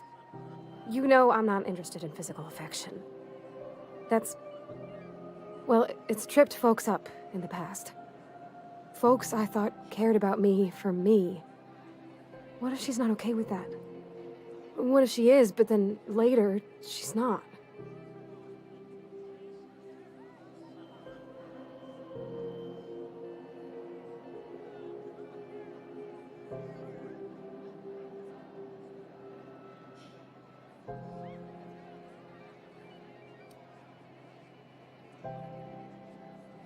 What do you mean, Captain?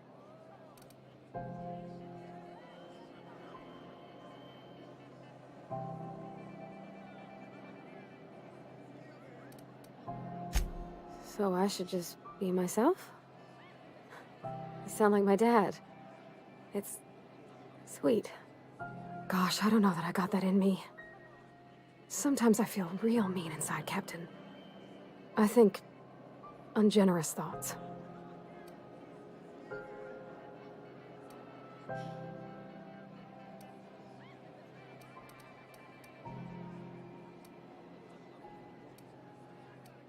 I don't want to be that person. Don't want to be cold.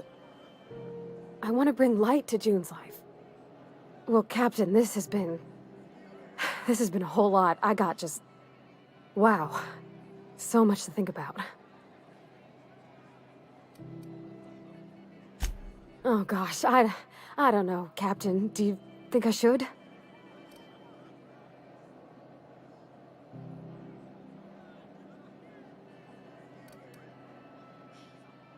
Okay.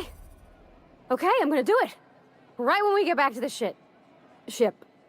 I mean, probably. Eventually. Thanks for hearing me out and giving me counsel. And, well, for being a friend. It means a whole lot. You're good people, Captain. You know something, Parvati? You ought to come drinking with the crew more often.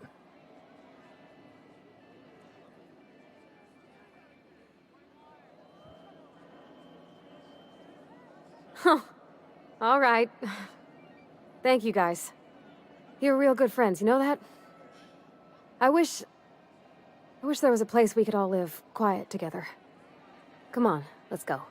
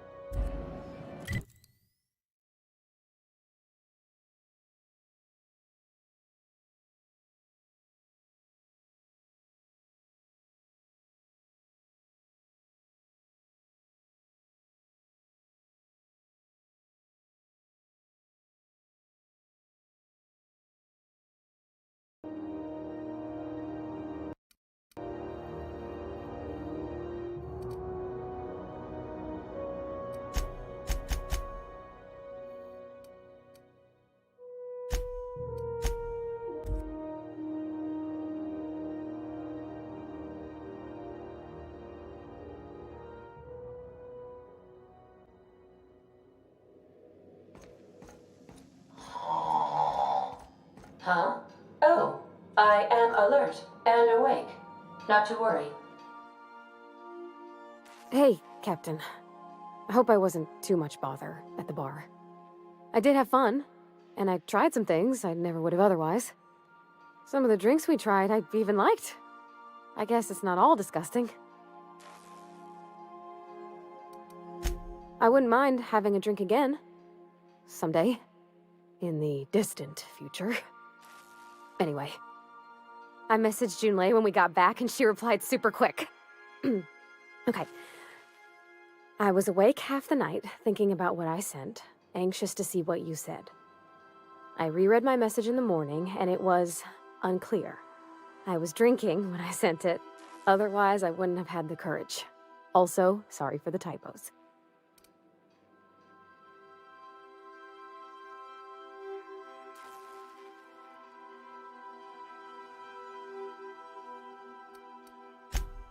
Oh, you just shh.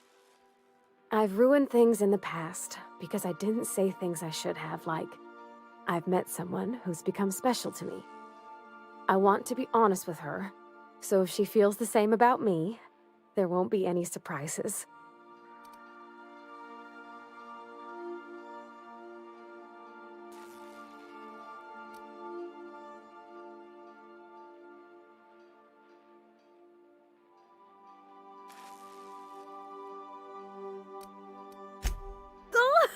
Isn't she sweet?